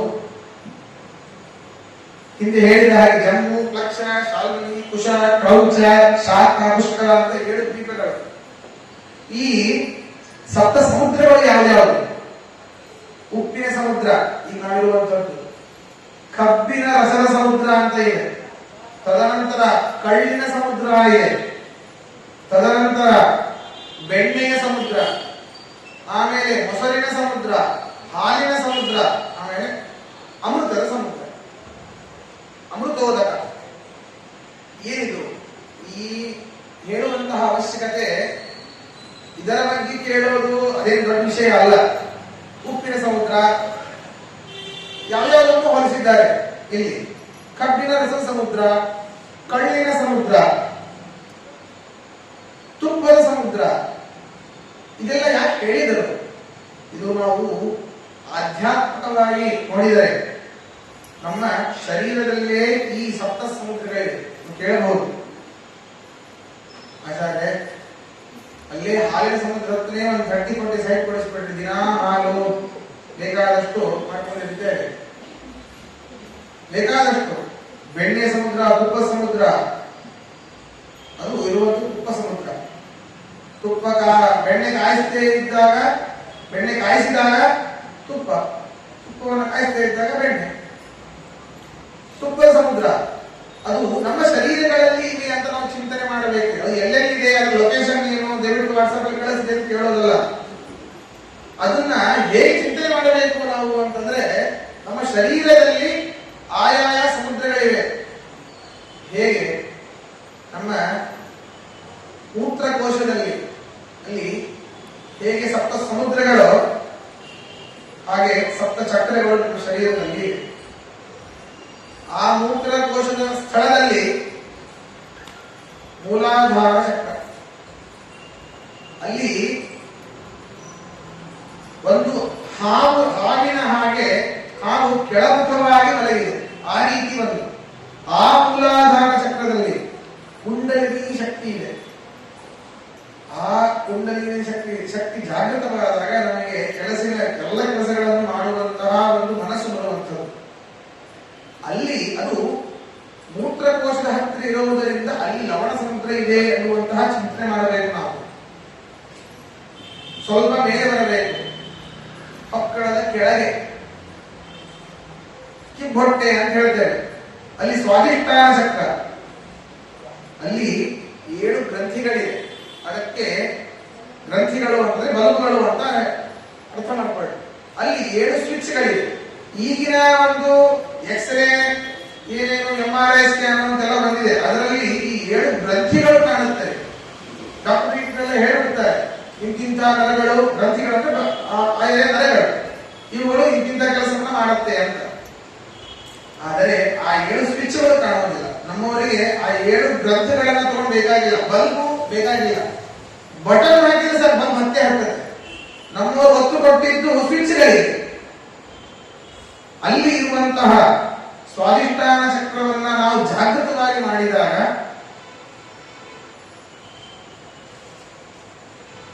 ನಮಗೆ ಸಿಹಿಯಾದ ಸಮುದ್ರ, ಅದನ್ನ ಜಾಗೃತವಾದಾಗ ನಾವು ಮಾಡಿದಂತಹ ಪುಣ್ಯ ಕರ್ಮದ ಫಲ ಅನುಭವಿಸುವಂತಹ ಜ್ಞಾನ ನಮಗೆ ಬರ್ತದೆ. ಇದನ್ನ ಈ ಒಂದು ಸುಖವನ್ನು ನಾನು ಅನುಭವಿಸ್ತಾ ಇದ್ದೇನೆ ಅಂತಂದ್ರೆ ಈ ರೀತಿ ಕರ್ಮ ನಾನು ಮಾಡಿದ್ದೇನೆ ಅನ್ನುವಂತಹ ಜ್ಞಾನ ನಮಗೆ ಬರ್ತದೆ. ಅದನ್ನ ಪುಣ್ಯ ಕರ್ಮದ ಸುಖವನ್ನು ಅನುಭವಿಸೋದಲ್ಲ. ಅದಕ್ಕೆ ಉಪ್ಪಿನ ಸಮುದ್ರ, ಯಾವ ಸಮುದ್ರ? ಕಬ್ಬಿನ ರಸದ ಸಮುದ್ರ. ಅಲ್ಲಿ ಸಿಹಿಯ ಸಮುದ್ರವನ್ನ ನಾವು ಚಿಂತನೆ ಮಾಡಬೇಕು. ಸ್ವಲ್ಪ ಹೊಕ್ಕಳಿನ ಮೇಲೆ ಮಣಿಪುರ ಚಕ್ರ, ಆ ಮಣಿಪುರವು ಬಹಳ ಜಾಗೃತ ಆಗಬಾರದು. ಬಹಳ ಜಾಗೃತ ಆದಾಗ ಬರೀ ಕಾಮವಾಸನೆಯಲ್ಲೇ ನಾವು ತಗೊಳ್ಳುತ್ತೇವೆ. ಆದ್ದರಿಂದ ಅದು ಅಲ್ಲಿ ಯಾವ ಸಮುದ್ರ ಅಂದ್ರೆ ಕಳ್ಳಿನ ಸಮುದ್ರ. ಮದ ಏರಿಬಿಡುತ್ತದೆ. ನಾವು ಏನ್ ಮಾಡ್ತೇವೋ ಏನು ಅನ್ನೋದೇ ಗೊತ್ತಾಗಲ್ಲ ಕಳ್ಳು ಕುಡಿದಾಗ. ಅದರಿಂದ ಕಾಮ ಜಾಸ್ತಿ ಆದಾಗ ನಾವು ಏನು ಮಾಡಬೇಕು, ಯಾವುದು ಸರಿ, ಯಾವುದು ತಪ್ಪು, ಯಾವ ರೀತಿಯಲ್ಲಿ ನಾವು ಏನು ಮಾಡ್ತಾ ಇದ್ದೇವೆ ಅದು ಗೊತ್ತೇ ಆಗೋದಿಲ್ಲ. ಅದರಲ್ಲಿ ಕಳ್ಳಿನ ಸಮುದ್ರ ಇದೆ ಅಂತ ಚಿಂತನೆ ಮಾಡಬೇಕು. ಸ್ವಲ್ಪ ಮೇಲೆ ಬಂದ್ರೆ ಹೃದಯದಲ್ಲಿ ಅನಾಹತ ಚಕ್ರ, ಅಲ್ಲಿ ಬೆಣ್ಣೆಯ ಸಮುದ್ರ. ಅಂದ್ರೆ ಪರಮಾತ್ಮ ನಮಗೆ ಅಲ್ಲಿ ಭಕ್ತಿ ಇದೆ, ಭಕ್ತಿಯಿಂದ ಬೆಣ್ಣೆ ಇದೆ. ಅದನ್ನ ಕಾಯಿಸಿದಾಗ ತುಪ್ಪ ಆಗಿದೆ. ಆ ಭಕ್ತಿ ಎಂಬ ಬೆಣ್ಣೆಯನ್ನು ನಮಗೆ ನೀವು ಕೊಡ್ರಿ, ನಾನು ನಿಮ್ಮನ್ನು ಉದ್ಧಾರ ಮಾಡ್ತೇನೆ ಅಂತ ಪರಮಾತ್ಮ. ಅನಾಹತ ಚಕ್ರ ಇರುವಂತದ್ದು. ಸ್ವಲ್ಪ ಮೇಲೆ ಬಂದಾಗ ಗಂಟಿಲಿನಲ್ಲಿ ಈ ಒಂದು ಭಾಗದಲ್ಲಿ ವಿಶುದ್ಧಿ ಚಕ್ರ, ವಿಶುದ್ಧಿ ಚಕ್ರ. ಅಲ್ಲಿ ನಾವು ಬೆಣ್ಣೆ ಆಗಬೇಕು ಅಂದ್ರೆ ಮೊಸರು ಬೇಕಲ್ಲ. ವಿಶುದ್ಧಿ ಚಕ್ರ, ಇಲ್ಲಿ ಮೊಸರಿನ ಸಮುದ್ರವನ್ನು ನಾವು ಕಲ್ಪನೆ ಮಾಡಬೇಕು. ವಿಶುದ್ಧಿ ಚಕ್ರ. ಇನ್ನು ಸ್ವಲ್ಪ ಮೇಲೆ ಹೋದಾಗ ಆಜ್ಞಾತ ಚಕ್ರ, ಅದು ಬಲಗಣ್ಣಿನ ಈ ಒಂದು ಹತ್ತಿರ ಮಧ್ಯದಲ್ಲಿ. ಅದಕ್ಕೆ ಸ್ತ್ರೀಯರು ಪುರುಷರು ಆ ಒಂದು ಭಾಗದಲ್ಲಿ ನಾಮವನ್ನು ಹಚ್ಕೊಳ್ಬೇಕು, ಕುಂಕುಮವನ್ನು ಹಚ್ಕೊಳ್ಬೇಕು. ಆಜ್ಞಾನ ಚಕ್ರ ನಮ್ದು ಯಾವಾಗಲೂ ಆಕ್ಟಿವೇಟ್ ಇರಬೇಕು. ನಮ್ಮ ಶರೀರಕ್ಕೆ ಆಜ್ಞೆಯನ್ನು ಕೊಡ್ತಿರ್ತದೆ. ಅದರಲ್ಲಿ ವಿಶೇಷವಾಗಿ ಧರ್ಮ ಪ್ರಜ್ಞೆಯನ್ನು ಮೂಡಿಸುವಂಥದ್ದು ಈ ಆಜ್ಞಾ ಚಕ್ರ. ಮೊಸರು ಆಗಬೇಕು ಅಂತಂದ್ರೆ ಹಾಲು ಬೇಕಲ್ಲ, ಈ ಹಾಲಿನ ಸಮುದ್ರವನ್ನು ಚಿಂತನೆ ಮಾಡಬೇಕು. ಸ್ವಲ್ಪ ಮೇಲೆ ಇನ್ನೂ ಒಂದು ಉಳಿದು, ಅದು ಸಹಸ್ರಾಧಾರ ಚಕ್ರ. ಅದು ಎಲ್ಲಿದೆ ಅಂತಂದ್ರೆ ನಮ್ಮ ಶಿರದಿಂದ 12 ಅಂಗುಲ ಮೇಲಿದೆ. 4 4 4 ಇಷ್ಟು ಮೇಲೆ ಇಲ್ಲಿ ಚಕ್ರ ಇದೆ. ಎಲ್ಲರಿಗೂ ಇರ್ತದೆ, ನಾವೆಲ್ಲ ನೋಡಿರ್ತೇವೆ.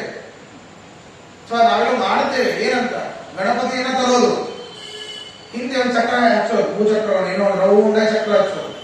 ಅದು ಏನು ಆರಾ ಪವರ್ ಅಂತ. ದೇವತೆಗಳೆಲ್ಲ ಬಂದಾಗ ಹಿಂದೆ ಬೆಳಕಿರ್ತದೆ. ಯಾಕೆ ಅಂತಂದ್ರೆ ಅವರ ಒಂದು ಸಹಸ್ರಾಧಾರ ಚಕ್ರ ಆಕ್ಟಿವೇಟ್ ಆಗಿರ್ತದೆ. ಅದರಿಂದ ಬೆಳಕು ಬರ್ತಾ ಇರ್ತದೆ. ನಮಗೆ ಹಾಗಿಲ್ಲ. ಸಹಸ್ರಾಧಾರ ಚಕ್ರ ಅಲ್ಲಿ ಅಮೃತವನ್ನು ಕಲ್ಪನೆ ಮಾಡಬೇಕು. ಅಮೃತ ಸಾಗರವನ್ನ ನಾವು ಕಲ್ಪನೆ ಮಾಡಬೇಕು. ನಾವು ಸಂಧ್ಯಾವಂದನೆಯನ್ನು ಮಾಡಬೇಕಾದರೂ ಕೂಡ ನಾವು ತಲೆಯನ್ನು ಮುಟ್ಟುಕೊಂಡು ಅಲ್ಲಿರುವಂತಹ ಅಮೃತವನ್ನ ನಾವು ಇಲ್ಲಿ ತಂದು ಪಾಪ ಪುರುಷನನ್ನ ನಾಶ ಮಾಡ್ತೇವೆ.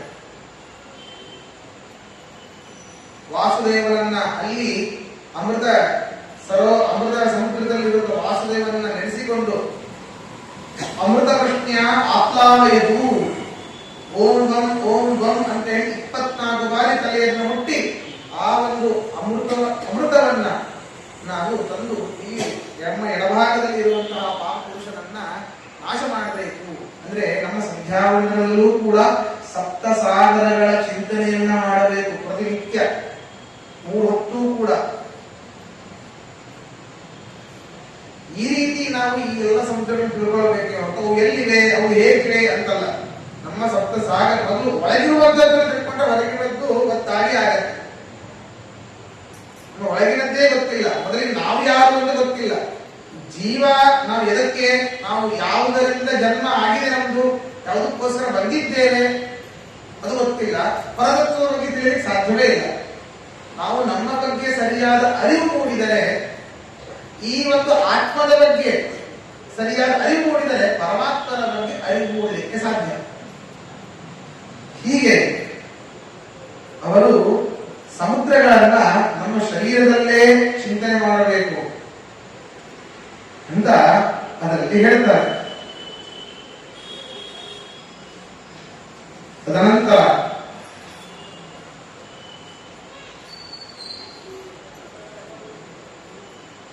ಭರತವರ್ಷದಲ್ಲಿ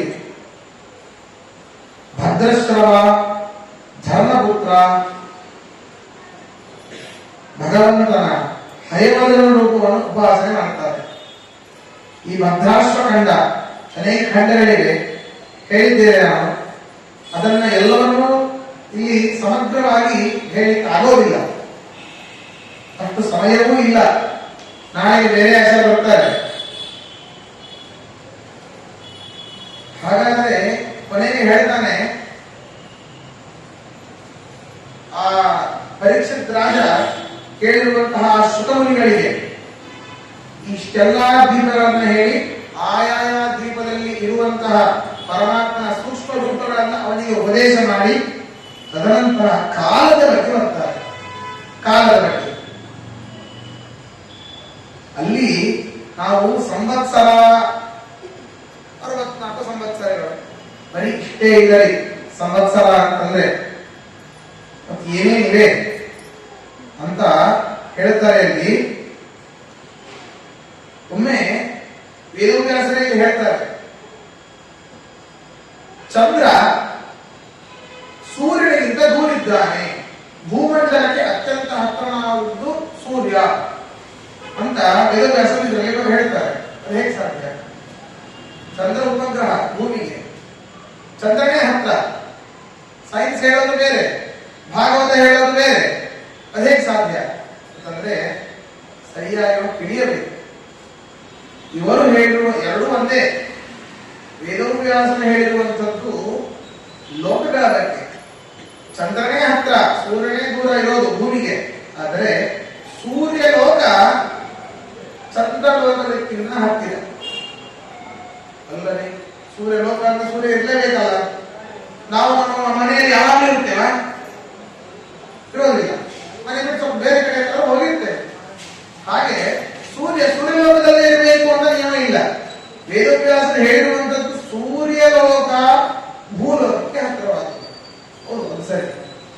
ಅದೆಲ್ಲ ಟೆಲಿಸ್ಕೋಪ್ ಅವೆಲ್ಲ ಕಾಣೋದಿಲ್ಲ.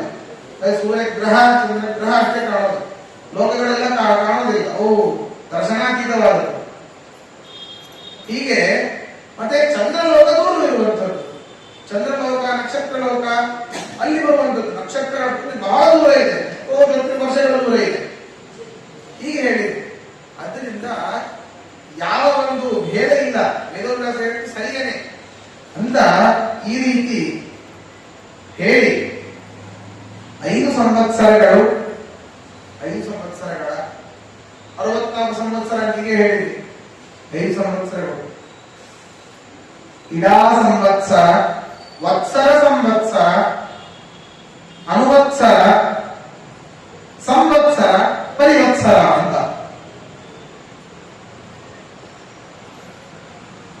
ಈ ರೀತಿ ಇರುವಂಥದ್ದು. ಏನಿದೆ ಈ ಇಡಾ ಸಂವತ್ಸರದಲ್ಲಿ ಬರೀ 27 ದಿನಕ್ಕೆ 27 ನಕ್ಷತ್ರಗಳು ಮುಗಿದ ಅವಾಗ 1 ತಿಂಗಳಾಗತ್ತೆ. ಇಡಾ ಸಂವತ್ಸರದಲ್ಲಿ 27 ದಿನಕ್ಕೆ ಒಮ್ಮೆ ನಕ್ಷತ್ರದ ಚಕ್ರ ಮುಗಿತ. ಅಲ್ಲಿ 27 ದಿನಕ್ಕೆ 1 ತಿಂಗಳಾಗತ್ತೆ. ಅದರಲ್ಲಿ ಕಾಲಮಾನವೇ ಬೇರೆ. ವತ್ಸರ ಸಂವತ್ಸರದಲ್ಲಿ ಸೂರ್ಯ 360 ದಿನ, ನಿಜವಾಗ್ಲೂ ಒಂದು ವರ್ಷ ಆಗೋದು 365 ದಿನ ಅಲ್ಲ, 360 ದಿನ. ಅದರ ಮೇಲೆ 30 ದಿನ, ಅದರ ಮೇಲೆ 8 ದಿನ. ಆವಾಗ ಮಾತ್ರ ಸೂರ್ಯನ ಒಂದು ರೊಟೇಟ್ ಆಗತ್ತೆ. ಸೂರ್ಯನ ಸುತ್ತಲೂ ಭೂಮಿ ಒಂದು ರೊಟೇಷನ್ ಮುಗಿಯೋದು ಆವಾಗ ನಮಗೆ ಒಂದು ಸಂವತ್ಸರ ಆಗೋದು. ಅಂದ್ರೆ ಸೂರ್ಯ ಮೇಷರಾಶಿಯಿಂದ ಶುರು ಮಾಡಿ ಮೀನರಾಶಿಯವರೆಗೆ ಸಂಪೂರ್ಣ 12 ರಾಶಿಗಳನ್ನ ಸಂಚಾರ ಮಾಡೋದು ಮುಗಿಯೋದು 360 ದಿನದ ಮೇಲೆ 30 ದಿನ, ಅದರ ಮೇಲೆ 8 ದಿನ. 360 ಪ್ಲಸ್ 30 390, 398 ದಿನ ಬೇಕು 12 ರಾಶಿಗಳ ಸಂಚಾರ ಆದಾಗ. ಆವಾಗ 1 ವತ್ಸರ ಮುಗಿಯುತ್ತೆ. ಈಗ ನಾವು ಇರುವಂತದ್ದು ಸಂವತ್ಸರ, ಅದು ಚಾಂದ್ರಮಾನ ಪ್ರಕಾರ ಚಂದ್ರನ ಗತಿಗೆ ಅನುಸಾರವಾಗಿ ಒಂದು ಹುಣ್ಣಿಮೆ ಒಂದು ಅಮಾವಾಸ್ಯೆ ಮುಗಿತಾ ಆವಾಗ 1 ತಿಂಗಳು ಅಂತ ನಾವೆಲ್ಲ ನೋಡುವಂಥದ್ದು. ಹೀಗೆ ಸಂವತ್ಸರ ಬೇರೆ, ಪರಿವತ್ಸರ ಬೇರೆ, ಅದರಲ್ಲಿ ಬರುವಂತಹ ಕಾಲದ ಗಣನೆ ಬೇರೆ, ಗ್ರಹಚಾರಗಳ ಗಣನೆ ಬೇರೆ ಅಂತ ಹೇಳಿ ಈ ರೀತಿ ಪರಮಾತ್ಮ ಇಂತಹ ಭೂಮಂಡಲದಲ್ಲಿ, ಸಪ್ತ ದ್ವೀಪದಲ್ಲಿ, ಇಂತಹ ಅನೇಕ ಸಮುದ್ರಗಳಲ್ಲಿ ಇನ್ನು ಮಧ್ಯದಲ್ಲಿ ಹೇಳ್ತಾರೆ. ನರಕಗಳ ಬಗ್ಗೆ ಅಂತ್ಯದಲ್ಲಿ ಬರ್ತದೆ. ಈಗ ನರಕಗಳ ಬಗ್ಗೆ ಅಂತ್ಯದಲ್ಲಿ ಹೇಳ್ಬಿಟ್ರೆ ಮನೆ ಹೋಗೋದಂತ ಅದೇ ನರಕದಲ್ಲೇ ಇರ್ತೇವೆ ನಾವು, ಅದೇ ಚಿಂತನೆಯನ್ನೇ ಮಾಡ್ತಿರ್ತೇವೆ. ಬೇಡ, ಪರಮಾತ್ಮನಿಗೆ ಚಿಂತನೆ ಮಾಡಿ ಆ ನರಕಕ್ಕೆ ಹೋಗೋದಿಲ್ಲ, ನರಕಕ್ಕೆ ಹೋಗೋದಿಲ್ಲ. ಆದ್ದರಿಂದ 28 ನರಕಗಳು ಇವೆ. ಯಾವ ಯಾವ ತಪ್ಪು ಮಾಡಿದಾಗ ಆಯಾ ನರಕಗಳು, ಮನೆಗೆ ಹೋಗ್ಬೇಕಾದ್ರೆ ಗಾಡಿಯಲ್ಲಿ ನಾ ಯಾವ ತಪ್ಪು ಮಾಡಿದ್ದೇನೆ ಅಂತ ಎಣಿಸ್ಕೋದು ಬೇಡ. ಇಷ್ಟು ಪ್ರಧಾನವಾದ ನರಕಗಳಿವೆ ಅಂತ ಅದರ ಬಗ್ಗೆ ಇನ್ನೂ ಡೀಟೇಲ್ ಆಗಿ ಅದನ್ನು ಹೇಳ್ತಾರೆ. ಹೀಗೆ ಅಂತಿಮದಲ್ಲಿ ಆ ಶುಕಾಚಾರ್ಯ ಹೇಳುವಂಥದ್ದು ಪರಮಾತ್ಮ ಸರ್ವತ್ರ ವ್ಯಾಪ್ತ, ಸರ್ವಗುಣ ಪರಿಪೂರ್ಣ, ನರಕದಲ್ಲೂ ಪರಮಾತ್ಮ ಇದ್ದಾನೆ. ಆದರೆ ಆಯಾಯ ರೂಪದಿಂದ ಆಯಾಯ ಜೀವರಿಗೆ ಅವರ ಕರ್ಮ ಫಲಕ್ಕೆ ಅನುಗುಣವಾಗಿ, ಕರ್ಮಕ್ಕೆ ಅನುಸಾರವಾಗಿ ಅವರಿಗೆ ಫಲಾಫಲಗಳನ್ನು ಕೊಡ್ತಾನೆ. ಹೀಗೆ ಪರಮಾತ್ಮ ಸರ್ವತ್ರ ಕಾಲದಲ್ಲಿ ಕಾಲ ನಿಯಾಮಕನಾಗಿ, ಸಂವತ್ಸರಗಳಲ್ಲಿ ಸಂವತ್ಸರ ನಿಯಾಮಕನಾಗಿ, ಸಮುದ್ರದಲ್ಲಿ ಶ್ವೇತ ಅನೇಕ ದ್ವೀಪಗಳಲ್ಲಿ ದ್ವೀಪನಾಮಕನಾಗಿಯೇ ಇದ್ದಾನೆ. ಎಲ್ಲರೂ ಅಂತರ್ಯಾಮಿಯಾಗಿ ಇದ್ದು ಎಲ್ಲರನ್ನು ಪರಮಾತ್ಮ ಸಲಹೆ ಮಾಡ್ತಾನೆ, ಎಲ್ಲರನ್ನು ಪಾಲನೆ ಮಾಡ್ತಾನೆ ಅಂತ ಹೇಳ್ತಾರೆ. 5ನೇ ಮತ್ತು ಈ ಪರೀಕ್ಷಿತ್ ರಾಜ ಶುಕಾಚಾರ್ಯರ ಸಂವಾದ ರೂಪವಾದ ಈ ಒಂದು 5ನೇ ಸ್ಕಂದ ಇವತ್ತು ಇಲ್ಲಿಗೆ ಸಮಾಪ್ತವಾಗಿದೆ. ಈ ಒಂದು ನನ್ನ ಉಪನ್ಯಾಸಕ್ಕೆ ಅನುಮತಿ ಮಾಡಿಕೊಟ್ಟಿರುವಂತಹ ಈ ಒಂದು ದೇವಾಲಯದ ಸಮಿತಿಯವರಿಗೆ ಅತ್ಯಂತ ಧನ್ಯವಾದಗಳನ್ನು ತಿಳಿಸ್ತೇನೆ. ನನ್ನ ಪ್ರವಚನದಲ್ಲಿ ಏನಾದರೂ ತಪ್ಪಿದ್ದರೆ ನನ್ನದು, ಗುಣ ಇದ್ದರೆ ಅದು ನಮ್ಮ ಗುರುಗಳಾದ ವಿಶ್ವೇಶ ತೀರ್ಥರತ್ನ ಹಾಗೂ ವಿಶ್ವಪ್ರಸನ್ನ ತೀರ್ಥರತ್ನ ಅಂತ ಹೇಳ್ತಾ ಈ ನನ್ನ 2 ಮಾತುಗಳನ್ನು ಮುಗಿಸ್ತೇನೆ. ಶ್ರೀಕೃಷ್ಣ.